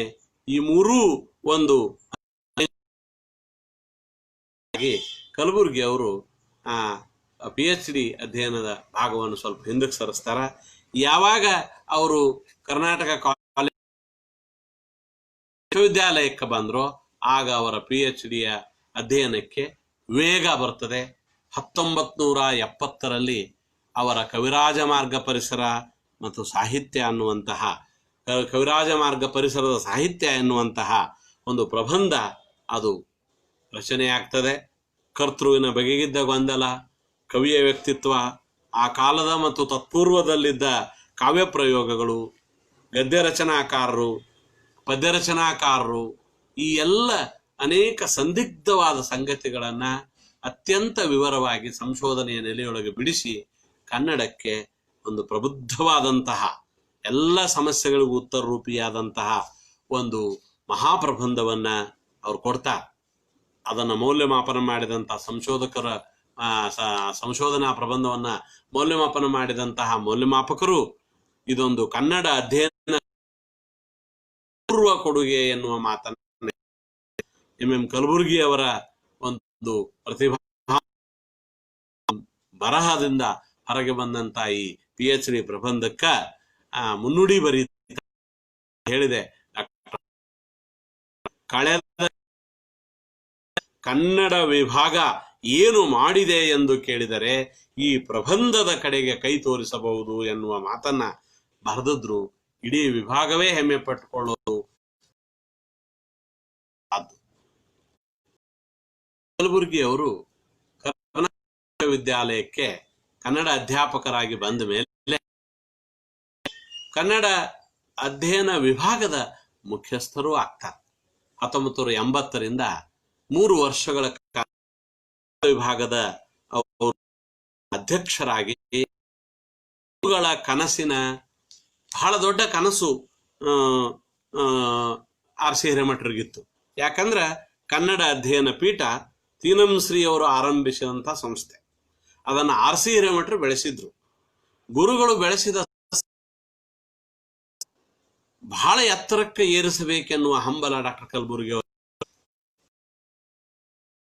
ವಿಭಕ್ತ ಪ್ರಜ್ಞೆಯಿಂದ ಬಂದವರು, ಶ್ರಮ ಸಂಸ್ಕೃತಿಯಿಂದ ಬಂದವರು ಅನ್ನೋ ಮಾತನ್ನ ನಾನು ಆರಂಭದಲ್ಲಿ ಮಾಡಿಕೊಂಡಿದ್ದೇನೆ. ಹಾಗಾಗಿ ಕಲಬುರ್ಗಿ ಅವರು ಒಬ್ಬ ಒಳ್ಳೆಯ ಸಂಘಟಕರು, ಸಂಯೋಜಕರು, ಆಡಳಿತರು ಆಗಿದ್ರು. ಅವರೊಬ್ಬ ದೊಡ್ಡ ಒಳ್ಳೆಯ ಆಡಳಿತಗಾರರು. ಹಾಗಾಗಿ ಅಧ್ಯಯನ ಪೀಠವನ್ನ ಬಹಳಷ್ಟು ಒಂದು ಸಂಸ್ಥೆಯನ್ನಾಗಿ ಅವರು ಬೆಳೆಸ್ತಾರೆ. ಗ್ರಂಥಾಲಯದ ಸಜ್ಜನ,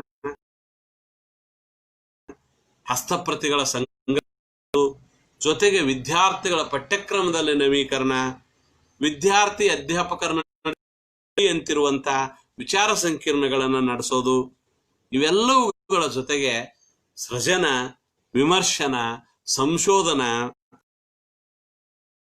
ಮತ್ತು ಭಾಷಾ, ಈ ಎಲ್ಲ ವಿದ್ಯಾರ್ಥಿಗಳ ಸಂಪರ್ಕಕ್ಕೆ ತೆಗೆದುಕೊಂಡು ಬರ್ತಾರೆ. ವಿದ್ಯಾರ್ಥಿ ಮತ್ತು ಅಧ್ಯಾಪಕರಿಗಾಗಿ ನಡೆಸುತ್ತಿರುವ ವಿಚಾರ ಆ ಕಾಲದ ವಿದ್ಯಾರ್ಥಿಗಳನ್ನ ಜೊತೆಗೆ ಮತ್ತು ಕರ್ನಾಟಕ ವಿಶ್ವವಿದ್ಯಾಲಯದ ಅಡಿಯಲ್ಲಿ ಬರುವ ಕನ್ನಡ ಅಧ್ಯಾಪಕರುಗಳನ್ನೆಲ್ಲ ಕರೆಸಿಕೊಂಡು ಬಂದು ಕನ್ನಡ ಅಧ್ಯಯನ ಪೀಠದ ಜೊತೆಗೆ ಅಲ್ಲಿನ ಅಧ್ಯಾಪಕರ ಜೊತೆಗೆ ಎಲ್ಲರೂ ಒಂದು ಕಡೆ ಸೇರಿ ಸಂವಾದವನ್ನು ಮಾಡಲಿ ಅಂತ ಹೇಳಿ ಅವರು ಕನ್ನಡ ಅಧ್ಯಾಪಕರ ಸಮ್ಮೇಳನವನ್ನು ಆರಂಭ ಮಾಡ್ತಾರೆ. ಮುಖ್ಯಸ್ಥರಾಗುವ ಮೊದಲು ಗ್ರಂಥಾಲಯ ಮೇಲ್ಮಹಡಿಯಲ್ಲಿತ್ತು. ಯಾರೂ ಕೂಡ ಅದನ್ನು ಉಪಯೋಗ ಮಾಡ್ತಿರ್ಲಿಲ್ಲ.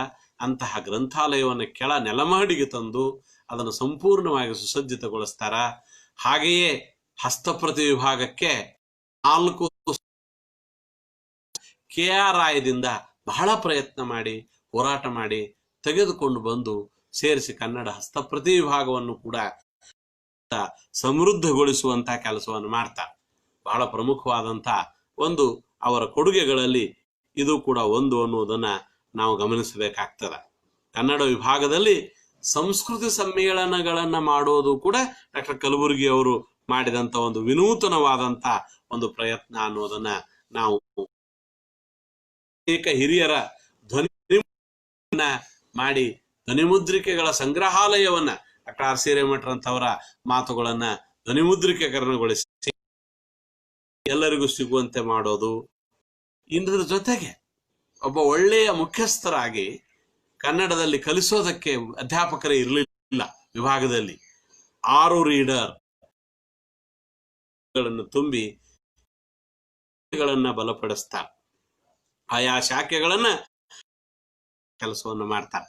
ಕನ್ನಡ ಅಧ್ಯಯನ ಪೀಠದ ಜಾನಪದ ಸ್ನಾತಕೋತ್ತರ ಶಿಕ್ಷಣಕ್ಕ ಬೀಜಾರೋಪಣ ಮಾಡಿದವರಲ್ಲಿ ಕಲಬುರ್ಗಿ ಅವರಿಗೆ ಅಗ್ರಪಾಲಿದೆ ಅನ್ನೋದನ್ನ ನಾವು ಗಮನಿಸಬೇಕು. ಅದರ ಜೊತೆಗೆ ದರ್ಶನ ಸಂಪುಟಗಳನ್ನು ತಗೊಂಡು ಬರ್ತಾರ. ಕೇವಲ ಕರ್ನಾಟಕ ವಿಶ್ವವಿದ್ಯಾಲಯದ ಕನ್ನಡ ಅಧ್ಯಯನ ಪೀಠದ ಪ್ರಾಂಗಣದಲ್ಲಿ ಮಾತ್ರವಲ್ಲ, ನಾಡಿನ ಬೇರೆ ಬೇರೆ ಕಡೆ ಹೋಗಿ ಕನ್ನಡ ಸಮ್ಮೇಳನಗಳ ಅಂದ್ರ ವಿಶ್ವವಿದ್ಯಾಲಯ ಮಾಡುವಂತಹ ಒಂದು ಹೊಸ ಕಲ್ಪನೆಯನ್ನು ಕೂಡ ಅವ್ರು ತಗೊಂಡು ಬರ್ತಾರೆ. ಡಾಕ್ಟರ್ ಕಲಬುರ್ಗಿ ಅವರು ಹೇಳ್ತಿದ್ರು, ಬೆಳವಣಿಗೆ ಒಬ್ಬನೇ ಬೆಳೆದ್ರೆ ಡಾಕ್ಟರ್ ಕಲಬುರ್ಗಿ ಅವರ ಬಹಳ ಮಹತ್ವದ ಮಾತಿದು. ಅಂದರೆ ಕುಟುಂಬದ ಬೆಳವಣಿಗೆ ಅಂತ ಭಾವಿಸಿದ್ರು. ಹಾಗಾಗಿ ಗುರುಗಳು ಕಟ್ಟಿದ ಈ ಸಂಸ್ಥೆಯನ್ನ ಬೆಳೆಸಿ 100 ಚಂದಗಳಿಂದ ಸಮೃದ್ಧಗೊಳಿಸಬೇಕೆಂಬ ಹಂಬಲ ಅವ್ರದ್ದಾಗಿತ್ತು. ಆದರೆ ದುರ್ದೈವ, ಎಲ್ಲಾ ಕಡೆಯೂ ಕೂಡ ಅವರ ನಿರೀಕ್ಷೆಯ ಮಟ್ಟಕ್ಕೆ ಅದನ್ನು ಬೆಳೆಸಕ್ ಆಗಲಿಲ್ಲ ಎಂಬ ಕೊರಗು ಅವರಲ್ಲಿ ಉಳಿತು. ಮುಖ್ಯಸ್ಥರಾಗಿ ಕೆಲಸ ಮಾಡಿದ ಅವಧಿಯೊಳಗ ಅವರು ಸುಖಕ್ಕಿಂತ ಹೆಚ್ಚು ಕಷ್ಟಗಳನ್ನೇ ಕಲಬುರ್ಗಿಯವರು ಎಲ್ಲೆಲ್ಲಿ ಒಳ್ಳೆಯ ಕೆಲಸಗಳನ್ನ ಅಲ್ಲಲ್ಲಿ ಅವರಿಗೆ ಸುಖಕ್ಕಿಂತ ದುಃಖವೇ, ಅವರು ಸುಖಕ್ಕಿಂತ ಹೆಚ್ಚು ನೋವುಗಳನ್ನು ಅನುಭವಿಸಿದರು. ಅವ್ರು ಹೇಳಿದರು, ಕನ್ನಡ ಅಧ್ಯಯನ ಪೀಠ ಅವಿಭಕ್ತ ಕುಟುಂಬವಾಗಿ ಬೆಳೆಯಬೇಕು ಅಂತ, ಆದರ್ಶವಾಗಿ ಅವರು ಜೀವನದುದ್ದಕ್ಕೂ ಪಟ್ರು ಅನ್ನೋದನ್ನ ದೀಪದಿಂದ ಬಲ್ಲ ಎಲ್ಲ ವಿದ್ಯಾರ್ಥಿಗಳಿಗೂ ಇದು ಗೊತ್ತಿರುವಂತಹದ್ದು. ಕನ್ನಡ ಅಧ್ಯಯನ ಪೀಠದಿಂದ ಆಗುವಾಗ ಅವರು ಹೇಳಿದ ಮಾತನ್ನ ವಿದ್ಯಾರ್ಥಿರಾದ ಮರುದಿವಸ ಹೇಳ್ತಾರೆ, ನಿನ್ನೆ ಅದರಿಂದ ನಿವೃತ್ತ ಈ ಸಂಸ್ಥೆ ಹೆಚ್ಚು ಪಡೆದುದು ಕಡಿಮೆ ಎಂದು ಕೆಲವರು ಮಾತನಾಡಿಕೊಳ್ಳುತ್ತಾರೆ. ಈ ಮಾತನ್ನ ಬಹಳ ನಾವು ಗೌರವದಿಂದ ನೆನಪಿಟ್ಕೋಬೇಕಿದನ. ಏನು, ಈ ಸಂಸ್ಥೆಗಾಗಿ ದುಡಿದುದು ಹೆಚ್ಚು ಪಡೆದುದು ಕಡಿಮೆ ಎಂದು ಕೆಲವರು ಮಾತನಾಡುತ್ತಾರೆ. ಅದು ಅವರ ದೃಷ್ಟಿ. ಆದರೆ ನಾನು ಪಡೆದ ಪಗಾರ ಹೆಚ್ಚು, ದುಡಿದ ಪ್ರಮಾಣ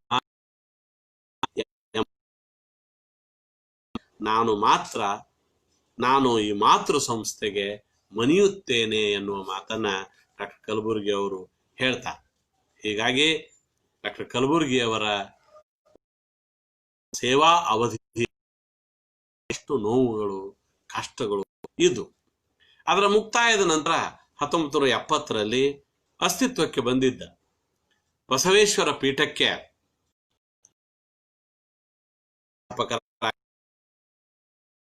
ಪ್ರಾಧ್ಯಾಪಕರಾಗಿ 8 ವರ್ಷಗಳ ಕಾಲ ಅವರು ಅಧ್ಯಯನ ಸಂಸ್ಥೆಯನ್ನು ಬಸವೇಶ್ವರ ಅಧ್ಯಯನ ಪೀಠವನ್ನ ಬೆಳೆಸ್ತಾರ. ಬಸವೇಶ್ವರ ಬೋಧನೆ, ವೀರಶೈವ ಗ್ರಂಥಾಲಯ, ವಿಶೇಷ ಉಪನ್ಯಾಸ, ಪ್ರಚಾರ ಉಪನ್ಯಾಸ, ಪುಸ್ತಕ ಪ್ರಕಟಣೆ, ಈ ನಾವು ಬೆಳೆಸಿದ ಶ್ರೇಯಸ್ಸು ಕಲಬುರ್ಗಿ ಅವರಿಗೆ ಸಲ್ತದೆ. ಡಿಪ್ಲೊಮಾ ಇನ್ ಬಸವ ಸ್ಟಡೀಸ್ ಎಂಬ ಹೊಸ ವಿಚಾರವನ್ನು ತಂದು ಬಸವ ಅಧ್ಯಯನಕ್ಕೆ ಅವರು ತೆಗೆದುಕೊಂಡು ಬರ್ತಾರೆ. ಕರ್ನಾಟಕ ವಿಶ್ವವಿದ್ಯಾಲಯ ಸಿಕ್ಕ ಮೇಲೆ ಡಾಕ್ಟರ್ ಕಲಬುರ್ಗಿ ಅವರು ನಿವೃತ್ತರಾಗಲಿಲ್ಲ. ನಿವೃತ್ತರಾಗೋದು ಜೀವನದಲ್ಲಿ ಇರಲಿಲ್ಲ. ಅವರ ಜೀವನದೊಳಗ ಹಂಪಿ ವಿಶ್ವವಿದ್ಯಾಲಯದ ಕುಲಪತಿ ಆದದ್ದು ಅವರು ಕಂಡಂತ ಬಹಳ ದೊಡ್ಡ ಸ್ಥಾನ. ಕಲಬುರ್ಗಿ ಅವರು ಕಂಬಾರರ ನಂತರ 2ನೇ ಕುಲಪತಿಯಾಗಿ ಅಧಿಕಾರ ಸ್ವೀಕರಿಸ್ತಾರೆ. 2 ಅವಧಿಗೆ ಕುಲಪತಿಗಳಾಗಿರ್ತಾರೆ. 3ನೇ ಅವಧಿಗೆ ಕುಲಪತಿಗಳಾಗಿ ಅಧಿಕಾರ ಸ್ವೀಕರಿಸಿ ಅವ್ರು ಹೇಳ್ತಾರೆ, ನಾನು ಕುಲಪತಿ ಅಲ್ಲ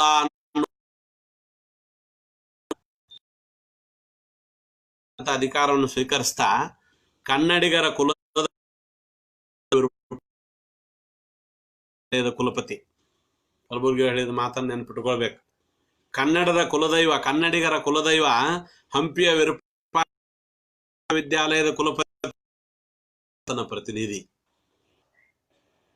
ಕುಲಪತಿಗಳಾದ ಸಂದರ್ಭದಲ್ಲಿ ಕುಲಪತಿಗಳಾಗಿ ಅಧಿಕಾರವನ್ನ 1988 ಮಾರ್ಚ್ 4ರಂದು ಸ್ವೀಕಾರ ಮಾಡುವ ಸಂದರ್ಭದಲ್ಲಿ ಡಾಕ್ಟರ್ ಕಲಬುರ್ಗಿ ಅವರು ಹೇಳುವ ಮಾತೇನಂದ್ರೆ, ಕನ್ನಡಿಗರ ಕುಲದೈವ ಹಂಪಿಯ ವಿರೂಪಾಕ್ಷನೇ ಕನ್ನಡ ವಿಶ್ವವಿದ್ಯಾಲಯದ ಕುಲಪತಿ.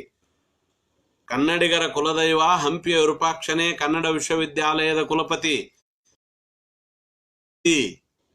ಎಂಬ ಶರಣ ಭಾವದಿಂದ ಅಧಿಕಾರವನ್ನು ಸ್ವೀಕರಿಸ್ತಾರ. ಭೇಟಿ ಆಗ್ತಾರ, ಒಬ್ಬ ಮಾಲಿಯನ್ನು ಹೋಗಿ ಭೇಟಿ ಆಗ್ತಾರ. ಗಿಡಗಂಟಿಗಳನ್ನ ಸ್ವಚ್ಛ ಮಾಡುವಂತ ಅವಿಭಕ್ತ ಬಾಲ್ಯದಲ್ಲಿ ಕಲಿತಂತ ಪಾಠ. ಅವಿಭಕ್ತ ಪ್ರಜ್ಞೆ, ಶ್ರಮ, ಸಂಸ್ಕೃತಿಗಳಿಂದ ಮಾತ್ರ ಸಂಸ್ಥೆ ಬೆಳೆಯುತ್ತದೆ. ಡಾಕ್ಟರ್ ಕಲಬುರ್ಗಿ ಅವರು ಟಂಕಿಸಿದ ಸಾವಿರಾರು ಮಾತುಗಳಲ್ಲಿ ಇದು ಒಂದು. ಅವರ ಮಾತುಗಳೇ, ಅವರು ಟಂಕಿಸಿದ ಮಾತುಗಳದೇ ಒಂದು ದೊಡ್ಡ ಸಂಪುಟವನ್ನು ಮಾಡಿದ್ದಾರೆ. ಅದು ಡಾಕ್ಟರ್ ಕಲಬುರ್ಗಿ ಅವರ ಬದುಕಿನಿಂದ ಬಂದಂತ ಅನುಭವದ ಮಾತುಗಳು. ಹೇಳ್ತಾರೆ, ಅವಿಭಕ್ತ ಪ್ರಜ್ಞೆ, ಶ್ರಮ ಸಂಸ್ಕೃತಿಗಳಿಂದ ಮಾತ್ರ ಸಂಸ್ಥೆ ಬೆಳೆಯುತ್ತದೆ. ಸ್ಥಿತಿಗತಿ ಸರಿ ಇರಲಿಲ್ಲ. 2 ಕೋಟಿ ಸಾಲ ಇತ್ತು. ಬಹಳಷ್ಟು ಸಂಘಟಕರಾದಂಥ ಕಲಬುರ್ಗಿ ರೀತಿಯ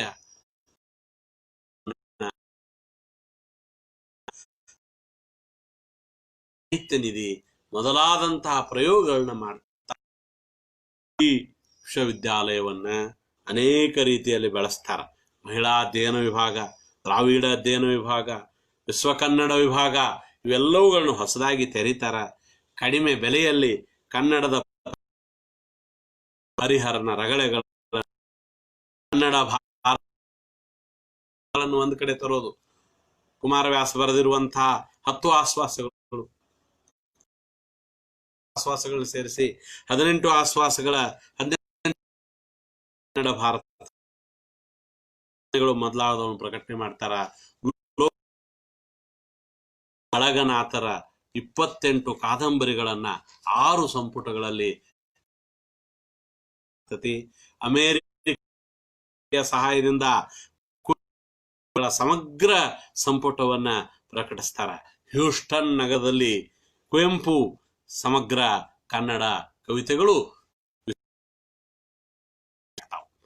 ಜಾನಪದ, ಪುರಾತತ್ವ ಇತ್ಯಾದಿಗಳನ್ನೊಳಗೊಂಡ ಮ್ಯೂಸಿಯಂ, ಹಸ್ತಪ್ರತಿ ಗ್ರಂಥಾಲಯ ಇವೆಲ್ಲವನ್ನು ಆರಂಭ ಮಾಡ್ತಾರೆ. ಜೊತೆಗೆ ಕುಲಪತಿಗಳಿಗಾಗಿ ಅವರು ಶಿಲ್ಪಕಲಾ ವಿಭಾಗವನ್ನು ಕುಲಪತಿಗಳಾಗಿ ಅವರು ಮಾಡಿದ ಒಂದು ಸಾಧನೆ ಶಿಲ್ಪಕಲಾ ತವರಾದಂಥ ಬಾದ ಮಾಡ್ತಾರೆ. ಇದೊಂದು ಅವರ ಕಾಲಕ್ಕಾದ ಬಹಳ ದೊಡ್ಡ ಕೆಲಸ. ಇದು ಬದಾಮಿಗೆ ಸ್ಥಳಾಂತರ, ಸೋಲ್ಲಾಸ ಹೆಸರಿನಿಂದ ಕುಲಪತಿ ಭವನ, ಸರ್ವಜ್ಞ ಹೆಸರಿನ ಗ್ರಂಥಾಲಯ ಅವುಗಳ ನಿರ್ಮಾಣ ಆಗ್ತದೆ. ವಿವಿ ಆವರಣವನ್ನು ಬಿಟ್ಟು ಹೊಸಪೇಟೆಯಲ್ಲಿ ಪ್ರಾಧ್ಯಾಪಕರು ನೆಲೆಸ್ತಿದ್ರು. ಹೊಸಪೇಟೆಯಲ್ಲಿದ್ದಂಥ ಉಪನ್ಯಾಸಕರು, ಪ್ರಾಧ್ಯಾಪಕರು ವಿವಿ ಆವರಣದಿಂದ ದೂರ ಇದ್ದದ್ರಿಂದ ವಿವಿ ಆವರಣಕ್ಕೆ ಒಂದು ಒಳ್ಳೆಯ ಪರಿಸರ ಬರೋದಿಲ್ಲ, ಅಧ್ಯಾಪನ ಪರಿಸರ ಬರೋದಿಲ್ಲ ಅನ್ನುವಂಥ ಕಾರಣದಿಂದ 20 ಕಟ್ಟಡಗಳನ್ನು 20 ಮನೆಗಳನ್ನು ಕಟ್ಟಿಸಿ ಪ್ರಾಧ್ಯಾಪಕರು ಬರುವಂತೆ ಮಾಡ್ತಾರ. ಸಾಲದಲ್ಲಿದ್ದಂಥ ಹಂಪಿ ವಿದ್ಯಾರ್ಥಿಗಳಾಗಿ ನಿವೃತ್ತರಾಗುವ ದಿನ ಆರಂಭದಲ್ಲಿ 2 ಕೋಟಿ ಸಾಲಗಳಿದ್ದ 2 ಕೋಟಿ ರೂಪಾಯಿ ಸಾಲಕ್ಕೆ ಒಂದು ಸ್ಥಿರನಿಧಿ ಲಾಭಾಂಶವನ್ನು ಇಟ್ಟು ನಿವೃತ್ತರಾಗ್ತಾರೆ. ಡಾಕ್ಟರ್ ಕಲಬುರ್ಗಿ ಅವನ ಕೈ ಮನಸ್ಸು ಸ್ವಚ್ಛವಾಗಿರ್ತದೆ ಅನ್ನುವ ಕಾರಣ ಇಲ್ಲೇನೆ. ಡಾಕ್ಟರ್ ಎಷ್ಟು ಸ್ವಚ್ಛ ಆಗಿತ್ತು ಅನ್ನೋದಕ್ಕೆ ಇದಕ್ಕೆ ದೊಡ್ಡ ಸಾಕ್ಷಿಯನ್ನು ನಾವು ಕೊಡಬೇಕಾಗಿಲ್ಲ. 5 ಕುಲಪತಿಯ ಹುದ್ದೆಯಿಂದ 5 ಗಂಟೆಯವರೆಗೆ ಆರಂಭದ ಕೆಲಸ ಆಫೀಸ್ ಬಿಡ್ತಾರೆ. ವಿದ್ಯಾಲಯದ ಕಾರನ್ನೇರದೆ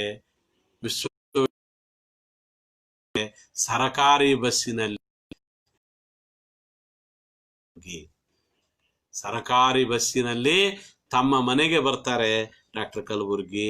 ಇದು ಕಲಬುರ್ಗಿ ಅವರ ಒಂದು ಶ್ರೇಷ್ಠತೆಗೆ ಮತ್ತೊಂದು ನಿದರ್ಶನ ಅನ್ನೋದನ್ನ ನಾವು ಗಮನಿಸಬೇಕು. ಇದರ ಜೊತೆಗೆ ಧಾರವಾಡದ ಕರ್ನಾಟಕ ವಿದ್ಯಾವರ್ಧಕ ಸಂಘದೊಂದಿಗೆ 1968ರಲ್ಲಿಯೇ ಕಾರ್ಯದರ್ಶಿಯಾಗಿ ಕರ್ನಾಟಕ ಕಾರ್ಯದರ್ಶಿಯಾಗಿ ಅನೇಕ ಸಂಘಟನೆಗಳನ್ನು ಬೆಳೆಸಿದವರು. ಗದಗ ಜಗದ್ಗುರು ಮಠದ ಡಾಕ್ಟರ್ ತೋಂಟದ ಸಿದ್ಧಲಿಂಗ ಮಹಾಸ್ವಾಮಿಗಳವರ ಕನಸು, ಎಷ್ಟೋ ಸಲ ತೋಂಟದ ಸಿದ್ಧಲಿಂಗ ಮಹಾಸ್ವಾಮಿಗಳವರು ಕರೆ ಕಳಿಸ್ತಾರೆ. ಮಠವನ್ನು ಕಂಡ್ರೆ ಅಷ್ಟಕ್ಕಷ್ಟೇ ಪ್ರೀತಿ ಇದ್ದಂಥ ಡಾಕ್ಟರ್ ಕಲಬುರ್ಗಿ ಅವರು ಮಠದ ಸಮೀಪ ಹೋಗೋದು ಬಹಳ ಕಡಿಮೆ ಆಗಿತ್ತು ಅವರು. ಹಾಗಾಗಿ ತೋಂಟದ ಜಗದ್ಗುರುಗಳು ಕರೆದಾಗಲೂ ಒಮ್ಮೆ ಕರೆದರೂ ಹೋಗ್ಲಿಲ್ಲ, 2 ಸಲ ಕರೆದರೂ ಹೋಗ್ಲಿಲ್ಲ, 3ನೇ ಹೋಗಿ ಲಿಂಗಾಯತ ಅಧ್ಯಯನ ಸಂಸ್ಥೆಯಿಂದ ನಾವು ಅನೇಕ ಪುಸ್ತಕಗಳನ್ನ ಮಾಡ್ಬೇಕಂತ ಮಾಡಿದೀವಿ. ಹಾಗಾದ್ರೆ ತಾವು ಮಾಡ್ತೀವಿ ಅಂದಾಗ ಡಾಕ್ಟರ್ ಕಲಬುರ್ಗಿ ಅವರು ಕರಾರಿಟ್ಟೇನೆ ಹೇಳ್ತಾರೆ, ಯಾವ ಕಾರಣಕ್ಕೂ ಅಲ್ಲಿ ಮಠದ ಪೀಠಾಧಿಪತಿಗಳ ಆಶೀರ್ವಚನ ಮುಂತಾದವುಗಳು ಇರಬೇಕಾಗಿಲ್ಲ. ಅವರು ಮಾತಿನಂತೆ ಕೇಂದ್ರ ನಿರ್ದೇಶಕರಾಗಿ ಕರ್ನಾಟಕ ವಿಶ್ವವಿದ್ಯಾಲಯದಲ್ಲಿ ನಿಲುಗಡೆಯಾಗಿದ್ದಂಥ ವಚನ ಪ್ರಕಟಣಾ ಕಲಬುರಗಿ ಯಾಕೆ ಬಂದ್ರು? ಅಲ್ಲಿ ಒಂದು ಸ್ವಾರ್ಥ ಇದೆ. ಸ್ವಾರ್ಥ ಸಾಹಿತ್ಯ ಪ್ರಕಟಣೆಯ ಸ್ವಾರ್ಥ. ಅವರಿಗೆ ಕನ್ನಡ ಡಾಕ್ಟರ್ ಹಳಕುಟ್ಟಿ ಅವರು ಆರಂಭ ಮಾಡಿದ್ರು. ಅವರ ಶಿವಾನುಭವ ಒಂದು ಪತ್ರಿಕೆಯನ್ನು ಒಂದು ಘಟ್ಟ ನಡೆದಿತ್ತು. ಡಾಕ್ಟರ್ ಆರ್ ಸಿ ಹಿರೇಮಠ ವಚನ ಪ್ರಕಟಣಾ ಯೋಜನೆ 3ನೇ ಹಂತ ಘಟ್ಟವಾಗಿ ಈ ಲಿಂಗಾಯತ ಅಧ್ಯಯನ ಸಂಸ್ಥೆ ನಿರ್ದೇಶಕರಾಗಿ ಅಲ್ಲಿ ಅಪ್ರಕಟ ವಚನ ಸಾಹಿತ್ಯ ಪ್ರಕಟಣಾ ಯೋಜನೆಯನ್ನು ಆರಂಭ ಮಾಡುವುದಕ್ಕಾಗಿ ಅದರ ಒಂದು ಅಧಿಕಾರತ್ವವನ್ನು ಒಪ್ಪಿಕೊಳ್ತಾರ. 481 ಪ್ರಕಟಣೆಗಳನ್ನ ಮಾಡಿ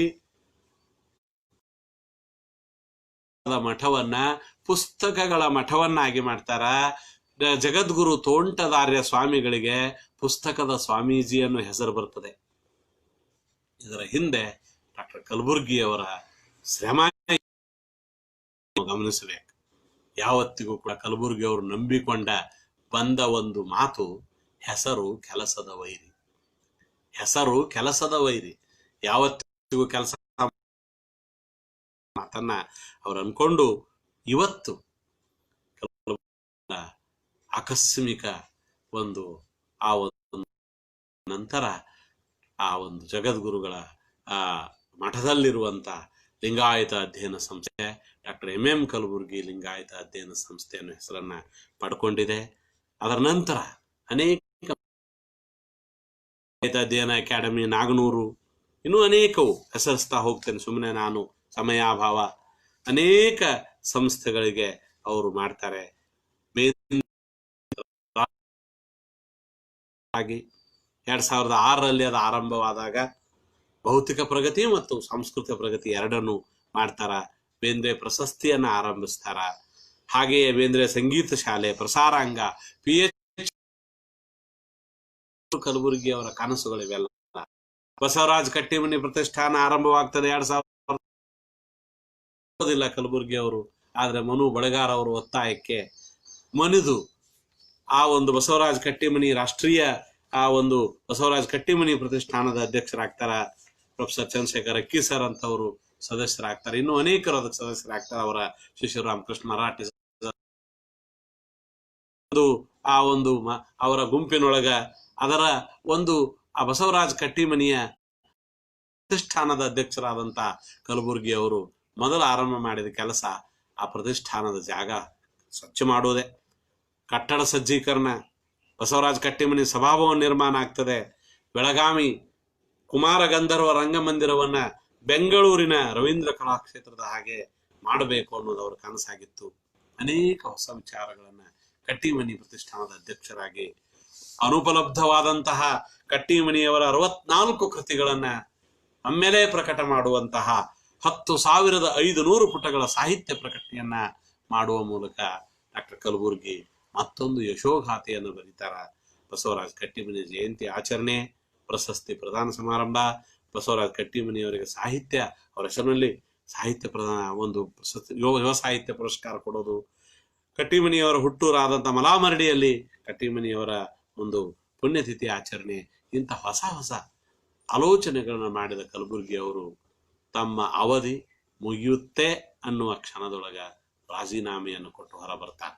ಯಾಕಂದ್ರೆ 2ನೇ ಅವಧಿಗೆ ಯಾವೊಂದೂ ಅಧಿಕಾರದೊಳಗೆ ಮುಂದುವರಿಯಬಾರದು ಎನ್ನುವುದು ಅವರ ಜೀವನದ ಸಿದ್ಧಾಂತ ಆಗಿತ್ತು. ಹಾಗಾಗಿ ಎಷ್ಟೇ ಒತ್ತಾಯ ಮಾಡಿದರೂ ಕೂಡ ಅವರ ಅನೇಕ ಸ್ನೇಹಿತರು ಬಹಳ ಒತ್ತಾಯ ಮಾಡ್ತಾರೆ, ರಾಜೀನಾಮೆ ನಾವು ಕೊಡ್ತೀವಂತಾರೆ. ಇಲ್ಲ, ಹಾಗಿರೋದು ಸಣ್ಣ ಪುಟ್ಟ ಮನಸ್ಸಿಗೆ ನೋವಾಗುವಂತ ಎಲ್ಲವನ್ನ ನುಂಗಿಕೊಂಡಂತ ಅವರು 6 ವರ್ಷಗಳ ಕಾಲ ಎರಡೂ ಬಸವರಾಜ್ ಕಟ್ಟಿಮನಿ ಪ್ರತಿಷ್ಠಾನದ ಅಧ್ಯಕ್ಷರಾಗಿ ಅನೇಕ ಶ್ರೇಷ್ಠ ಕಾರ್ಯಗಳನ್ನು ಕನ್ನಡಕ್ಕೆ ಅವರು ಮಾಡಿಕೊಡ್ತಾರ. KLE ಸಂಸ್ಥೆಯ ಪ್ರಸಾರಾಂಗ, ಹಾಗೆಯೇ ಅವರು ಬಹಳ ಮುಖ್ಯವಾಗಿ ಸಂಸ್ಥೆ ಸಮಗ್ರ ಸಾಹಿತ್ಯ ಪ್ರಕಟಣಾ ಯೋಜನೆ ಅಂತೇಳಿ VLD 15 ಸಂಪುಟಗಳಲ್ಲಿ ಫಗು ಹಳಕಟ್ಟಿ ಅವರ ಸಮಗ್ರ ಸಾಹಿತ್ಯವನ್ನ ಹೊರಗೆ ತರಿಸುವಂತಹದ್ದು. ಆದಿಲ್ ಶಾಹಿ ಸಾಹಿತ್ಯದ ಅನುವಾದ ಯೋಜನೆಗೆ ಡಾಕ್ಟರ್ ಕೃಷ್ಣ ಕೋಲಾರ್ ಕುಲಕರ್ಣಿ ಅವರನ್ನ ಯೋಜನಾ ನಿರ್ದೇಶಕರನ್ನಾಗಿ ಮಾಡಿದ್ದು. ಹೀಗೆ ಅವರ ಅನೇಕ ಸಂದರ್ಭಗಳನ್ನು ಮಾಡೋದನ್ನು, ಅವರ ಅನೇಕ ಕೆಲಸ ಕಾರ್ಯಗಳನ್ನು ಮಾಡೋದನ್ನು ಎಲ್ಲೆಲ್ಲಿ ಡಾಕ್ಟರ್ ಕಲಬುರ್ಗಿ ಅವರು ಇರ್ತಾರೆ ಅಲ್ಲಿ ಕೆಲಸ ಕಾರ್ಯಗಳು ನಡೀತಾವ. ಅವರ ಇನ್ನೊಂದು ಮಹತ್ವದ ಸಾಧನೆಯನ್ನು ನೆನಪಿಸಲೇಬೇಕು ನಾನು. ಅದು ಸರ್ಕಾರದ ಮಹತ್ವಾಕಾಂಕ್ಷಿ ಯೋಜನೆ ಕನ್ನಡ ಮತ್ತು ಸಂಸ್ಕೃತಿ ಇಲಾಖೆ 1988ರಲ್ಲಿ ಸಮಗ್ರ ಶರಣರ ಸಮಗ್ರ ವಚನಗಳ ಪ್ರಕಟಣಾ ಯೋಜನೆ ಎನ್ನುವಂಥ ಒಂದು ಯೋಜನೆಯನ್ನ ಅದನ್ನ ಮಾಡಿ ಅದಕ್ಕೆ ಮುಖ್ಯ ಸಂಪಾದಕರನ್ನಾಗಿ ಪ್ರಧಾನ ಸಂಪಾದಕರನ್ನಾಗಿ ಡಾಕ್ಟರ್ ಕಲಬುರ್ಗಿ ಅವರನ್ನೇ ನೇಮಿಸ್ತದೆ. 15 ಸಂಪುಟಗಳಲ್ಲಿ doctor S Vidyashankara, doctor Veeranna Rajur, doctor BR Hiremath, doctor S Veeranna ಮೊದಲಾದ ಸಂಶೋಧಕರ ಪಡೆಯನ್ನ ಕಟ್ಟಿಕೊಂಡು 15 ಸಂಪುಟಗಳಲ್ಲಿ 2 ವರ್ಷಗಳ ಅವಧಿಯೊಳಗ 20,000 ವಚನಗಳನ್ನ 15 ಸಂಪುಟಗಳಲ್ಲಿ ಒಂದು ವಚನ ಪರಿಭಾಷಾ ಕೋಶ ಅನ್ನುವಂತ ಒಂದು ಮಹಾನ್ ಅದಕ್ಕೆ ಬೇಕಾಗಿರುವ ಕೃತಿಯ ಮೂಲಕ 2 ವರ್ಷ 1988 ಅಕ್ಟೋಬರ್ 15ಕ್ಕೆ ಆರಂಭವಾಗ್ತದೆ. 1990 ಮಾರ್ಚ್ 16ಕ್ಕೆ ಹಸ್ತಪ್ರತಿ ಮುದ್ರಣಕ್ಕೆ ಹೋಗ್ತವೆ. ಡಾಕ್ಟರ್ ಕಲಬುರ್ಗಿ ಅಂದ್ರೆ ಇದು. ಹಿಡಿದ ಕೆಲಸವನ್ನ ಸಮಯಬದ್ಧ ಕೆಲಸದಲ್ಲಿ ಮುಗಿಸಿಕೊಡೋದು, ಸರ್ಕಾರದ ದುಡ್ಡು 1 ಪೈಸೆ ಕೂಡ ಅದು ಎಲ್ಲಿಯೂ ಹೋಗಬಾರದು ಎನ್ನುವಂತಹ ನಿಷ್ಠೆಯಿಂದ ಅವರು ಹೇಳಿದ್ದೇನೆ. 2 ಅವಧಿ 6 ವರ್ಷಗಳ ಕಾಲ 2 ಮಹಾ ಟ್ರಸ್ಟ್ಗಳ ಅಧ್ಯಕ್ಷರಾಗಿ ಡಾಕ್ಟರ್ ಕಲಬುರ್ಗಿ 1 ಪೈಸೆಯನ್ನು ಪಡೆಯಲಿಲ್ಲ. ಪಡೆದದ್ದು ಕೇವಲ ತಮ್ಮ ಕಾರಿಗೆ, ಧಾರವಾಡದಿಂದ ಬೆಳಗಾವಿಗೆ ಬರುವ ಕಾರಿಗೆ ಬೇಕಾಗಿರುವಂಥ ಡೀಸೆಲ್ ಪೆಟ್ರೋಲ್ ಹಣ ಮತ್ತು ಆ ಒಬ್ಬ ಪಡೆಯುವಂತಹ ಡ್ರೈವರ್ನಿಗೆ ಬೇಕಾಗಿರುವ ಕೂಲಿ ಮಾತ್ರ. ಇಂಥ ಕಲಬುರ್ಗಿ, ಯಾಕಂದ್ರೆ ಅವರು ಬದುಕಿದ್ದು ಕೆಲಸ ಮಾಡುವವನ ಮನಸ್ಸು ಸ್ವಚ್ಛವಾಗಿರ್ತದೆ ಅನ್ನುವಂಥದ್ದು, ಅಂಬಲಿ ಕಂಬಳಿ ನಮ್ಮ ಆಸ್ತಿ ಉಳಿದದ್ದೆಲ್ಲ ಜಾಸ್ತಿ ಎನ್ನುವ ಒಂದು ಮುಖ್ಯವಾದಂತಹ ಒಂದು ಶರಣವಾಣಿಯಲ್ಲಿ ಬದುಕಿದವರಾಗಿದ್ರು.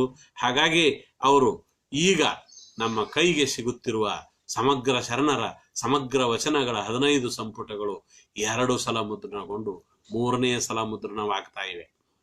ಅದರ ಜೊತೆಗೆ ಸುಮಾರು 2400 ವಚನಗಳನ್ನ ಒಂದು ಕಡೆ ಸೇರಿಸಿ ಆ ಸಮಕಾಲೀನ ವಚನಕಾರರದು, ಬಸವೋತ್ತರ ಯುಗದ ವಚನಕಾರರದು ಅಂತೇಳಿ 2 ಸಂಪುಟಗಳನ್ನ ಬೈಬಲ್ ಮಾದರಿಯಲ್ಲಿ ಮಹಾನ್ ಸಂಪುಟಗಳನ್ನಾಗಿ ಪ್ರಿಂಟ್ ಮಾಡುವ ಕೆಲಸವನ್ನು ಮಾಡಿ ಅದನ್ನು ಕೂಡ ಅವರು ಕೊಟ್ಟರು ಅನ್ನುವಂಥದ್ದು. ಅದರ ಜೊತೆಗೆ ಬಸವ ಸಮಿತಿಯ ಒಂದು ಸಹಾಯದೊಳಗ 2400 ವಚನಗಳನ್ನ ಅನೇಕ ರಾಜ್ಯಗಳ ಭಾಷೆಗಳಿಗೆ ಅನುವಾದ ಮಾಡುವ ಕೆಲಸ, ಅಂತಾರಾಷ್ಟ್ರೀಯ ಭಾಷೆಗಳ ಅನುವಾದ ಮಾಡುವ ಕೆಲಸವನ್ನು ಕೂಡ ಡಾಕ್ಟರ್ ಕಲಬುರ್ಗಿ ಅವರು ಕನಸು ಕಂಡಿದ್ರು. ದುರ್ದೈವಶಾತ್ ಆ ಕನಸು ಅವರ ಒಂದು ಹತ್ಯೆಯಿಂದಾಗಿ ಅದು ಇನ್ನೂ ನಡೆದಿದೆ ಅನ್ನುವಂಥ ಮಾತನ್ನ ಗಮನಿಸಬೇಕು. ಇದು ಡಾಕ್ಟರ್ ಕಲಬುರ್ಗಿ ಅವರು ಒಬ್ಬ ಸಂಘಟಕರಾಗಿ, ಸಂಯೋಜಕರಾಗಿ, ಮುಖಂಡರಾಗಿ, ಮುಖ್ಯಸ್ಥರಾಗಿ ಮಾಡಿದ ಕೆಲಸ. ಇದೆಲ್ಲದಕ್ಕೂ ಕಾರಣ ಡಾಕ್ಟರ್ ಕಲಬುರ್ಗಿ ಅವರ ಬೆನ್ನ ಹಿಂದೆ ಬೆಂಬಲವಾಗಿ ನಿಂತಿರುವ ಅವರ ಶ್ರೀಮತಿ ಉಮಾದೇವಿಯವರು, ಅವರ ಕುಟುಂಬ ಪರಿವಾರ ಎನ್ನುವುದನ್ನು ನಾವು ಮರೆಯಬಾರದು. ಕಲಬುರ್ಗಿಯವರ ಎಲ್ಲ ಸುಖ ದುಃಖಗಳಲ್ಲಿ ಸಂಗಾತಿಯಾದವರು ಉಮ್ಮಕ್ಕನವರು, ಉಮಾದೇವಿಯವರು, ಶ್ರೀಮತಿ ಉಮ್ಮಕ್ಕನವರು. ಸಂಶೋಧನೆಯ ಫಲಿತಗಳು ಸಮಾಜಕ್ಕೆ ಪಥ್ಯವಾಗದೇ ಇದ್ದಾಗ ಕಲಬುರ್ಗಿಯವರು ಆಗಾಗ ಹಲ್ಲೆಗೊಳಗಾಗುತ್ತಿದ್ದರು, ಕೊಲೆ ಬೆದರಿಕೆ ಬರ್ತಿದ್ವು. ಆಗೆಲ್ಲ ಗಂಡನ ಜೊತೆಗೆ ಇದ್ದವರು, ಅವರಿಗೆ ಧೈರ್ಯ ಕೊಟ್ಟವರು, ಬೆನ್ನು ಕಟ್ಟಿದವರು,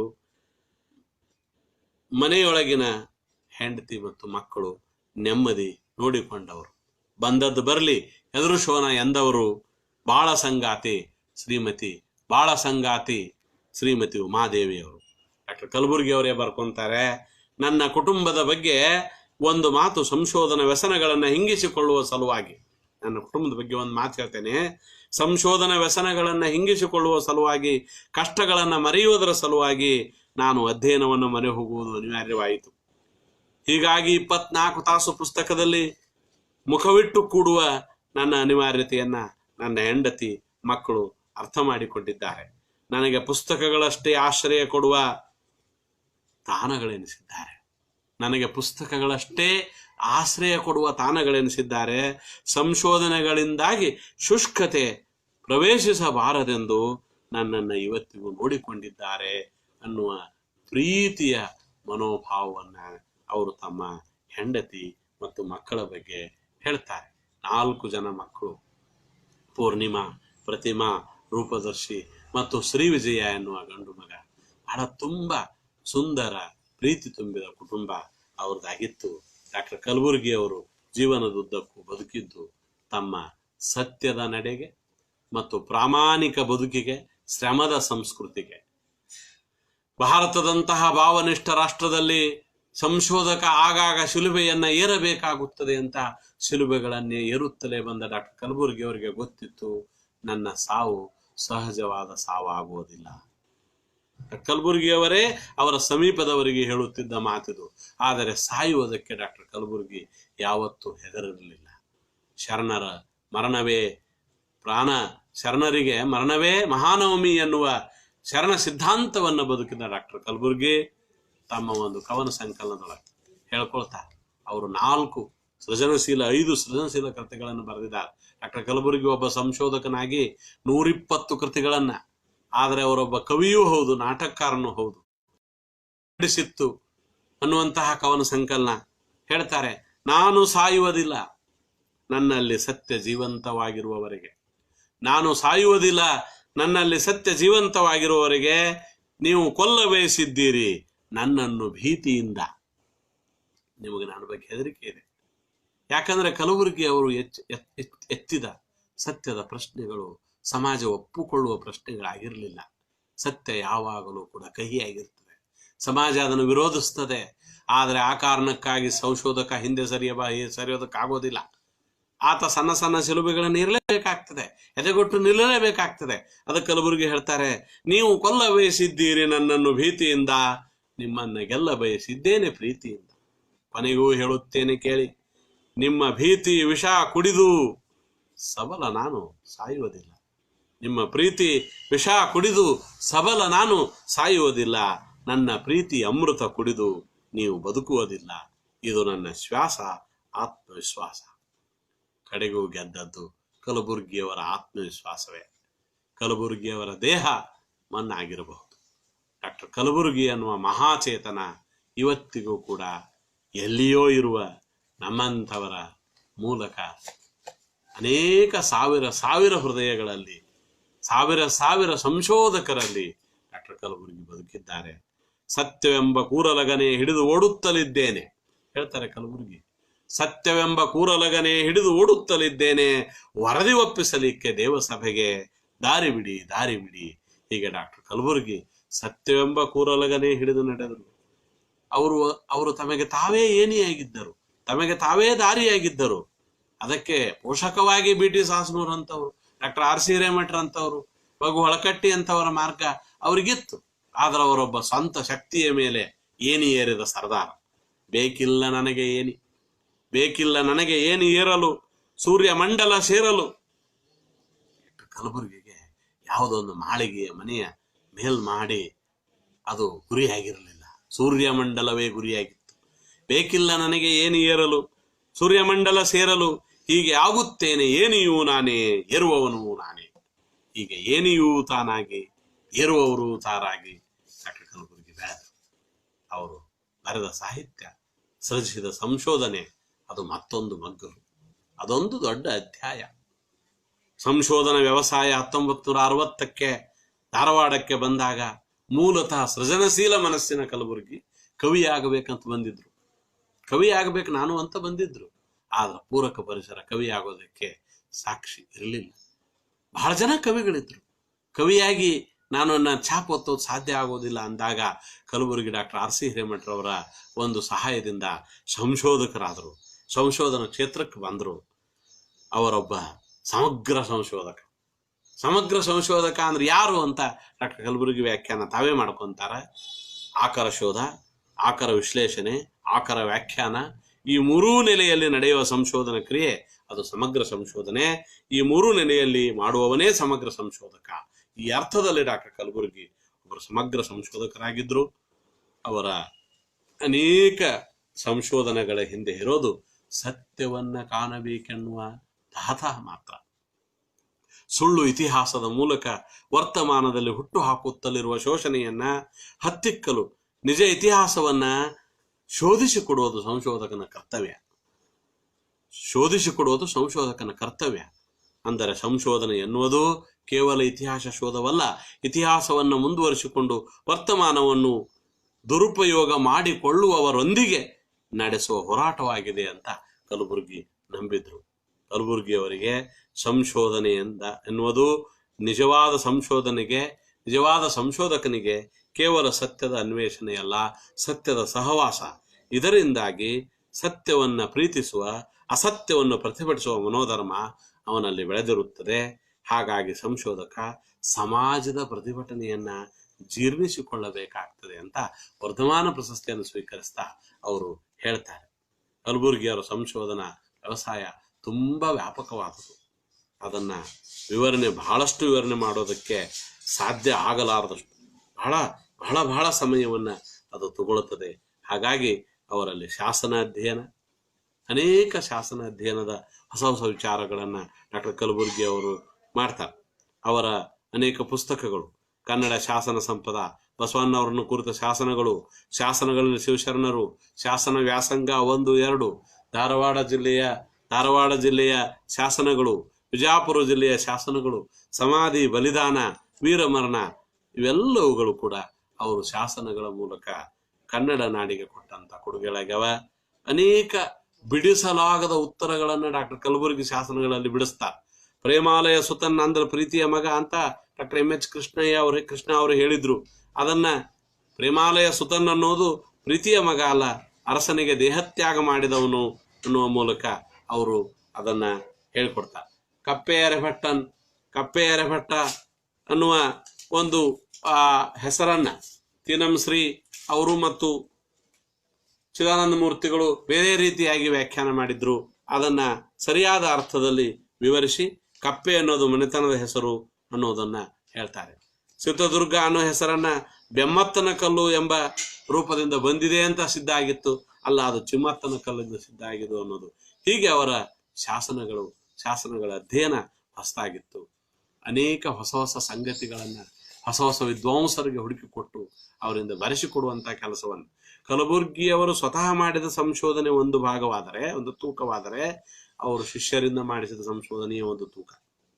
ಶಾಸನಗಳ ಮೇಲೆ, ವಿಶೇಷವಾಗಿ ಶಾಸನಗಳಲ್ಲಿ ಕರ್ನಾಟಕದ ಸ್ತ್ರೀಯರು ಅಂತ, ಸ್ತ್ರೀ ಸಮಾಜ ಅಂತ ಡಾಕ್ಟರ್ ಚೆನ್ನಕ್ಕ ಪಾವಟೆ, ಶಾಸನಗಳಲ್ಲಿ ವರ್ತಕರು ಡಾಕ್ಟರ್ BR ಹಿರೇಮಠ, 6ನೇ ಉದಯ ವಿಕ್ರಮಾದಿತ್ಯನ ಶಾಸನಗಳು ಡಾಕ್ಟರ್ JM ನಾಗಯ್ಯ ಅವರು, ಕರ್ನಾಟಕದಲ್ಲಿ ಸತಿ ಪದ್ಧತಿ BS ಸೇಠಿ ಅವರಿಂದ ಅವ್ರು ಮಾಡ್ತಾರೆ.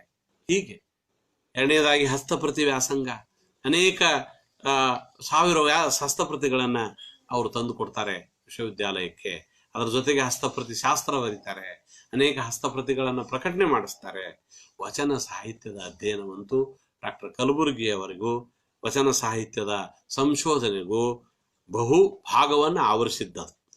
ಅವರು ಬರೆದಿರುವಂತಹ 120 ಕೃತಿಗಳಲ್ಲಿ ಡಾಕ್ಟರ್ ವೀರಣ್ಣ ರಾಜೂರವರು ಈ ಲೆಕ್ಕವನ್ನು ಕೊಡ್ತಾರೆ. ಅವರ ಆತ್ಮೀಯ ಶಿಷ್ಯರು, ಅವರ ಪರಂಪರೆಯ ವಾರಸುದಾರರು ಅಂತ ಡಾಕ್ಟರ್ ಕಲಬುರ್ಗಿ ಅವರು ಹೇಳಿಕೊಂಡಂತಹ ಪೂಜ್ಯ ಗುರುಗಳಾದ ವೀರಣ್ಣ ರಾಜೂರವರು ಹೇಳ್ತಾರೆ, ಡಾಕ್ಟರ್ ಕಲಬುರ್ಗಿ ಅವರು ಬರೆದ 120 ಕೃತಿಗಳಲ್ಲಿ 20 ಕೃತಿಗಳು, 745 ಲೇಖನಗಳಲ್ಲಿ 228 ಲೇಖನಗಳು ವಚನ ಸಾಹಿತ್ಯವನ್ನೇ ಕುರಿತಾಗಿವೆ. ಈ ಗಾತ್ರ, ಈ ಬಾಹುಳ್ಯವನ್ನು ಕುರಿತಂತೆ ನಾವು ಗಮನಿಸಿದರೆ ವಚನ ಸಾಹಿತ್ಯಕ್ಕೆ ಅವರು ಕೊಟ್ಟಂತ ಕೊಡುಗೆ ಯಾವುದು ಅನ್ನೋದನ್ನ ನಾವು ಗುರುತಿಸಬೇಕಾಗ್ತದೆ. ಹಾಗಾಗಿ ಕಲಬುರ್ಗಿಯವರ ಮಾದರಿ ಅನ್ನುವುದೇ ವಚನ ಪ್ರಕಟಣಾ ಯೋಜನೆಯಲ್ಲಿ ಅದು ಇವತ್ತು ಸಿದ್ಧವಾಗಿದೆ. ಮೊದಲನೇದ್ದು ಡಾಕ್ಟರ್ ಪಗು ಹಳಕಟ್ಟಿಯವರ ಮಾದರಿ, ಎರಡನೇದು ಬಸವನಾಳವರ ಮಾದರಿ, ಮೂರನೇದು RC ಹಿರೇಮಠ ಅವರ ಮಾದರಿ, ನಾಲ್ಕನೇದು ಡಾಕ್ಟರ್ MM ಕಲಬುರ್ಗಿ ಅವರ ಮಾದರಿ. ವಚನ ಪರಿಷ್ಕರಣಾ ಇತಿಹಾಸದಲ್ಲಿ ಒಂದು ಮಾದರಿಯಾಗಿ ಸುಮಾರು 2 ಅವಧಿಗಳ ಕಾಲ ಒಂದು ಜಗದ್ಗುರು ತೋಂಟದ ಜಗದ್ಗುರುಗಳ ಅಧ್ಯಯನ ಕೇಂದ್ರದಲ್ಲಿ, ಎರಡನೇದು ಕರ್ನಾಟಕ ಸರ್ಕಾರ ಆರಂಭಿಸಿದ ವಚನ ಪ್ರಕಟಣಾ ಯೋಜನೆಯೊಳಗ 2 ಅವಧಿಯಲ್ಲಿ ಸಮಗ್ರ ಶರಣರ ಸಮಗ್ರ ವಚನಗಳನ್ನ, ಪ್ರಕ್ಷಿಪ್ತವಲ್ಲದ ವಚನಗಳನ್ನ, ಅನೇಕ ಪ್ರಕ್ಷಿಪ್ತವಾದ ವಚನಕಾರನ ಬಿಟ್ಟು ಇವತ್ತು 20,000ದಷ್ಟು ವಚನಗಳನ್ನ ಕರ್ನಾಟಕ ಸಂಸ್ಕೃತಿಗೆ ಅವ್ರು ಕೊಡ್ತಾರ. ನಡುಗನ್ನಡ ಚಾರಿತ್ರಿಕ ಕಾವ್ಯಗಳನ್ನ ಸಂಪಾದನೆ ಮಾಡ್ತಾರ ಡಾಕ್ಟರ್ ಕಲಬುರ್ಗಿ ಅವರು. ಹೀಗೆ ಮಹಾಮಾರ್ಗವನ್ನು ನಿರ್ಮಿಸಿದ ಒಬ್ಬ ಮಹಾ ಸಂಶೋಧಕ. ದುರ್ದೈವದ ಮಾತು, ನಾವೆಲ್ಲ ಕನ್ನಡಿಗರು, ಕನ್ನಡವನ್ನು ಅಭ್ಯಾಸ ಮಾಡುವವರು, ಕನ್ನಡವನ್ನು ಪ್ರೀತಿಸುವವರು ದುಃಖದಿಂದ ಹೇಳಿಕೊಳ್ಳುವ ಮಾತು ಆಗಸ್ಟ್ 30 ಇದೇ ತಿಂಗಳು 2015ರಲ್ಲಿ ಡಾಕ್ಟರ್ ಕಲಬುರ್ಗಿ ಅನ್ನುವ ಸಜ್ಜನ ಸಂಶೋಧಕನನ್ನ ದುರ್ದೈವಿಗಳು, ಧೂರ್ತರು ಮನೆಗೆ ಸರ್ ಅವ್ರನ್ನ ಭೇಟಿಯಾಗೋದಕ್ಕೆ ಬಂದೀವಿ ಅನ್ನುವಂಥ ನೆವದಿಂದ ಬಂದು ಕಲಬುರ್ಗಿ ಅವರು ಫೋನ್ನಲ್ಲಿ ಮಾತಾಡ್ತಾ ಇದ್ರು. ಆ 10 ನಿಮಿಷದ ಹಿಂದೆ ಅನೇಕರೊಂದಿಗೆ ಮಾತಾಡಿದ್ರು. ಅದೇ ತಾನೇ ಮುರುಘಾಮಠದ ಶರಣರಿಗೆ ಅರ್ಪಿಸಬೇಕಾದ ಸಂಸ್ಮರಣ ಗ್ರಂಥ ಬಂದಿತ್ತು. ಅದರ ಜೊತೆಗೆ ಅನೇಕರೊಂದಿಗೆ ಮಾತಾಡ್ತಾ ಇದ್ದಂಥ, ಫೋನಿನಲ್ಲಿಯೇ ಮಾತಾಡ್ತಾ ಇದ್ದಂತಹ ಆ ಕಲಬುರ್ಗಿಯವರ ಹಣೆಗೆ ಗುಂಡಿಟ್ಟು ಒಬ್ಬ ದುಷ್ಟ ಕೊಂದು ಹಾಕಿದ ಅನ್ನೋದು ನಿಜವಾಗಲೂ ಕೂಡ ಕನ್ನಡ ನಾಡು ಎಂದೆಂದಿಗೂ ಅರಗಿಸಿಕೊಳ್ಳದ ಒಂದು ದೊಡ್ಡ ದುರ್ದೈವದ ಸಂಗತಿಯಾಗಿ ಇವತ್ತು ನಮ್ಮ ಕಣ್ಣು ಮುಂದಿದೆ. ಇವತ್ತಿಗೂ ಕೂಡ ಡಾಕ್ಟರ್ ಕಲಬುರ್ಗಿ ಅವರನ್ನ ಕೊಂದವರನ್ನ ಹುಡುಕುವುದು ನಮ್ಮಿಂದ ಸಾಧ್ಯವಾಗ್ತಾ ಇಲ್ಲ. ಆದರೂ ಕೂಡ ಡಾಕ್ಟರ್ ಕಲಬುರ್ಗಿ ಸತ್ತಿದ್ದಾರೆ ಅನ್ನೋದು ಮೂರ್ಖತನದ ಮಾತು. ಸತ್ಯರು ಸತ್ತರೆಂದೆನ ಬೇಡ ಅಂತ ಸರ್ವಜ್ಞ ಹೇಳಿದ ಹಾಗೆ ಕಲಬುರ್ಗಿ ಮತ್ತೆ ಮತ್ತೆ ಹುಟ್ಟಿ ಬರುತ್ತೇನೆ ನನ್ನ ವಿಚಾರ ಮಂಡಿಸಲು ಎನ್ನುವ ಕವಿವಾಣಿಯ ಮೂಲಕ ಕಲಬುರ್ಗಿಯವರು ನಮ್ಮೊಂದಿಗಿದ್ದಾರೆ. ಎಷ್ಟು ಅವರನ್ನು ಕುರಿತು ಅವರ ನಂತರದಲ್ಲಿ ಅವರ ಶಿಷ್ಯರನೇಕರು, ಅವರ ಪ್ರೀತಿಯ ಶಿಷ್ಯರನೇಕರು ಬರೆದಿರುವ ಕವಿತೆಗಳನ್ನು, ಒಂದೆರಡು ಕವಿತೆಯ ತುಣುಕುಗಳನ್ನು ತಮ್ಮೊಂದಿಗೆ ಹಂಚಿಕೊಂಡು ಬಹಳ ಹೊತ್ತು ಮಾತಾಡಿದ್ದೇನೆ. ಅವರ ಬಗ್ಗೆ ಎಷ್ಟು ಮಾತಾಡಿದರೂ ನನ್ನಲ್ಲಿ ಮಾತುಗಳಿಗೆ ಬರವಿಲ್ಲ. ಅವರೊಬ್ಬ ನಮ್ಮಂತಹ ವಿದ್ಯಾರ್ಥಿಗಳನ್ನು ತಯಾರಿಸಿದ ಪೂಜ್ಯ ಗುರುಗಳಾಗಿದ್ದರು. ಅವರನ್ನು ಕುರಿತಂತೆ ನಮ್ಮ ಕವಿಗಳು ಬಹಳ ಸುಂದರವಾದ ಮಾತುಗಳಲ್ಲಿ ಕಟ್ಟಿಕೊಟ್ಟಿದ್ದಾರೆ. ಡಾಕ್ಟರ್ ಇಟ್ಟಣ್ಣವರ್, ಕಲಬುರ್ಗಿ ಅವರಲ್ಲಿ ಒಂದು ಗುಣ ಇತ್ತು, ಎಲ್ಲಿ ಶ್ರೇಷ್ಠತೆ ಇದೆಯೋ ಅವರನ್ನ ಕರೆಸಿ ಅವರಿಂದ ಕೆಲಸ ಮಾಡಿಸ್ತಿದ್ರು. ಹಾಗೆ ಕಲಬುರ್ಗಿ ಅವರ ಪ್ರೀತಿಗೆ ಪಾತ್ರರಾದಂಥ ಒಬ್ಬ ಶಿಷ್ಯ, ಸಂಶೋಧಕ ಶಿಷ್ಯ ಡಾಕ್ಟರ್ ಇಟ್ಟಣ್ಣವರವರನ್ನ ಬೀಳಿಗೆಯಿಂದ ಕರೆಸಿ, ಬೀಳಿಗೆಯ ಪದವಿ ಪೂರ್ವ ಮಹಾವಿದ್ಯಾಲಯದಲ್ಲಿ ಕೆಲಸ ಮಾಡ್ತಾ ಇದ್ದಂಥ ತಮ್ಮ ಶಿಷ್ಯನನ್ನು ಕರೆಸಿ, ಈತ ನಾಟಕ ರಂಗಭೂಮಿಯಲ್ಲಿ ಬಹಳ ತಜ್ಞತೆ ಇದ್ದವನು ಅಂತ ಅರ್ಥ ಮಾಡಿಕೊಂಡು ಕೃಷ್ಣ ಪಾರಿಜಾತ ಮೇಲೆ ಅವರಿಂದ PhD ಮಾಡಿಸಿದವರು. ಹಾಗೆಯೇ BK ಹಿರೇಮಠರವರಿಂದ ಹಸ್ತಪ್ರತಿಗಳ ಮೇಲೆ PhD ಮಾಡಿಸಿದವರು. ಬೆಂಗಳೂರಿನಿಂದ ಬಂದಂತ ವೈ ನಾರಾಯಣ ಸ್ವಾಮಿ ಅವರು ನೀರು ಅನ್ನೋ ವಿಷಯದ ಮೇಲೆ PhD ಮಾಡ್ತೀನಂದಾಗ ಅದರ ಬಗ್ಗೆ ಏನೂ ಗೊತ್ತಿಲ್ಲದ ಡಾಕ್ಟರ್ ಕಲಬುರ್ಗಿ ನೀರು ಅನ್ನುವುದರ ಬಗ್ಗೆ ವೈ ನಾರಾಯಣ ಸ್ವಾಮಿ ಅವರಿಗಿದ್ದ ಎಲ್ಲ ರೀತಿಯ ಒಂದು ಅವರಲ್ಲಿರುವ ಜ್ಞಾನವನ್ನು ಕಂಡು ಅವರಿಗೂ ಮಾರ್ಗದರ್ಶನವನ್ನು ಮಾಡಿದವರು. ಡಾಕ್ಟರ್ ಕಲಬುರ್ಗಿ ಅವರ ವರ್ಗದ ಕೋಣೆಯಲ್ಲಿ ಕಲಿತವರು ಮಾತ್ರ ಅವರ ಶಿಷ್ಯರಲ್ಲ, ಇವತ್ತು ನಾಡಿನಲ್ಲಿ ಅವರ ಪ್ರೇರಣೆ ಪಡೆದುಕೊಂಡು ಸಾಕಷ್ಟು ಜನ ಅವರನ್ನ ಮಾನಸ ಶಿಷ್ಯರನ್ನಾಗಿ ಮಾಡಿಕೊಂಡವರಿದ್ದಾರೆ, ಮಾನಸ ಗುರುಗಳನ್ನಾಗಿ ಮಾಡಿಕೊಂಡವರಿದ್ದಾರೆ ಅಂತ ಕಲಬುರ್ಗಿ ಅವರ ಬಗ್ಗೆ ಇಟ್ಟಣ್ಣವರು ಬರೀತಾರೆ. ಅವರು ಕವಿತೆಯಾಗುವುದಿಲ್ಲ, ಡಾಕ್ಟರ್ ಕಲಬುರ್ಗಿ ಅವರು ಕವಿತೆಯಾಗುವುದಿಲ್ಲ, ಕಥೆಯಾಗುತ್ತಾರೆ, ಕಾದಂಬರಿಯಾಗುತ್ತಾರೆ, ಮಹಾಪ್ರಬಂಧವಾಗುತ್ತಾರೆ. ಮುಳ್ಳ ಆವಿಗೆ ಮೇಲೆ ನಿಂತು ಅಗ್ನಿ ದಿವ್ಯಗಳನ್ನು ಎದುರಿಸುತ್ತಲೇ ಬಂದವರಿಗೆ ಎಲ್ಲಿಯ ಕವಿತೆ ಕೂಡಲ ಸಂಗಮದೇವ. ಇಂತಹ ಡಾಕ್ಟರ್ ಕಲಬುರ್ಗಿ ಅವರು ಸೃಜನಶೀಲವಾಗಿಯೂ ಕೂಡ 3 ನಾಟಕಗಳನ್ನು, ಕೆಟ್ಟಿತ್ತು ಕಲ್ಯಾಣ, ಕರೆ ಕರೆ ತಿಂಗ್ಯಾಬಾಳೆ, ಕರೆ ಕರೆ ಕಿತ್ತೂರು ಬಂಡಾಯ, ಇಂತಹ ಒಂದು ಮಾತುಗಳು, ಇಂತಹ ನಾಟಕಗಳನ್ನು ಬರೆದಿದ್ದಾರೆ. ನೀರಡಿಸಿತ್ತು ಮೊದಲಾದ ಸಂಕಲನಗಳನ್ನು ಕೊಟ್ಟಿದ್ದಾರೆ. ಯಾವತ್ತಿಗೂ ಕೂಡ ಕಲಬುರ್ಗಿ ಡಾಕ್ಟರ್ ಕವಿ ನರೋಡೆಯವರು ಹೇಳುವ ಹಾಗೆ ಪಂಪನೊಂದಿಗೆ ಅನುಸಂಧಾನ, ಹರಿಹರನೊಂದಿಗೆ ಒಡನಾಟ, ವಚನಕಾರರೊಂದಿಗೆ ಪಿಸುಮಾತು, ಕೇಶರಾಜನೊಂದಿಗೆ ಸರಸಲ್ಲಾಪ, ಕುವೆಂಪುವೊಂದಿಗೆ ವಿರಾಟ್ ದರ್ಶನ, ಬೇಂದ್ರೆಯೊಂದಿಗೆ ಸಖ್ಯದ ಆಖ್ಯಾನ ಮಾಡುತ್ತಲೇ ಹೀಗೆ ಡಾಕ್ಟರ್ ಕಲಬುರ್ಗಿ ಅವರನ್ನ ಸಮೀಪದಿಂದ ಕಂಡಂತಹ ಶಿಷ್ಯರು ಅವರಿಂದ ಯಾವಾಗಲೂ ಕೂಡ ಕೆಲಸ ಮಾಡ್ತಾ ಇಲ್ಲ ನೀನು ಅಂತ ಬೈಗುಳವನ್ನೇ ಪಡೆದುಕೊಳ್ಳುತ್ತಿದ್ವಿ ಅನ್ನೋದನ್ನು ಕೂಡ ಅವರ ಶಿಷ್ಯರ ಅನೇಕರು ಹೇಳ್ತಾರೆ. ಅವರನ್ನು ಭೇಟಿಯಾದಾಗ, ಡಾಕ್ಟರ್ ಕಲಬುರ್ಗಿ ಅವರನ್ನು ಭೇಟಿಯಾದಾಗ ಹತ್ತಿರ ಹೋದ್ರ ಏನು ಸಿಗ್ತಿತ್ತು ಅಂತ ಕೇಳಿದ್ರೆ ಕೆಲಸ ಮಾಡಲಾರ್ದವ್ರನ್ನ ಅವ್ರು ಬೈತಿದ್ರು. ಭೇಟಿಯಾದರೆ ಸಾಕು, ಬೈಗುಳ ಆಲೆ ಕಲ್ಲು ಮುಳ್ಳು, ಬೈಗುಳ ಆಲೆ ಕಲ್ಲು ಮಳೆ, ಕರಕರಗಿದಂತೆ ಕಾಳಜಿಯ ಕಾರುಣ್ಯ ತೀರ್ಥ, ಚಿಪ್ಪುಡೆದರೆ ತಾನೇ ತಿಳಿಯುವುದು ತಿರುಳಿನ ಅರ್ಥ, ಇನ್ನೇನು ವಿವರಿಸುವುದು ಈ ಸಾಲುಗಳನ್ನ ಅಂತ ಒಬ್ಬ ಕವಿ ಅವರನ್ನು ವರ್ಣಿಸುವುದನ್ನು ನಾವು ಗಮನಿಸ್ತೀವಿ. ಇಂತಹ ಶತಮಾನಕ್ಕೊಮ್ಮೆ ಮಾತ್ರ ಹುಟ್ಟಿ ಬರಬಹುದಾದಂಥ ಮಹಾನ್ ಸಂಶೋಧಕನ ಮಹಾಮಾರ್ಗವನ್ನು ಕುರಿತಂತೆ ಕೆಲವು ವಿಚಾರಗಳನ್ನು ತಾಂತ್ರಿಕ ಅಡಚಣೆ ಸಾಕಷ್ಟು ಸಲ ಆಗಿದೆ. ದಯವಿಟ್ಟು ತಾವೆಲ್ಲ ಪ್ರಾಜ್ಞರು ಕ್ಷಮಿಸಬೇಕು. ಬಹಳ ಸುಂದರವಾಗಿ ಈ ಉಪನ್ಯಾಸವನ್ನು ನಾನು ಅಡೆತಡೆ ಇಲ್ಲದೆ ಮಾಡಬೇಕಾಗಿತ್ತು. ಅದು ನನ್ನ ತಪ್ಪಿನಿಂದ, ತಾಂತ್ರಿಕ ತಪ್ಪಿನಿಂದ ಕೆಲವೊಮ್ಮೆ ನಡುವೆ ಅಡಚಣೆಯಾಗಿದೆ.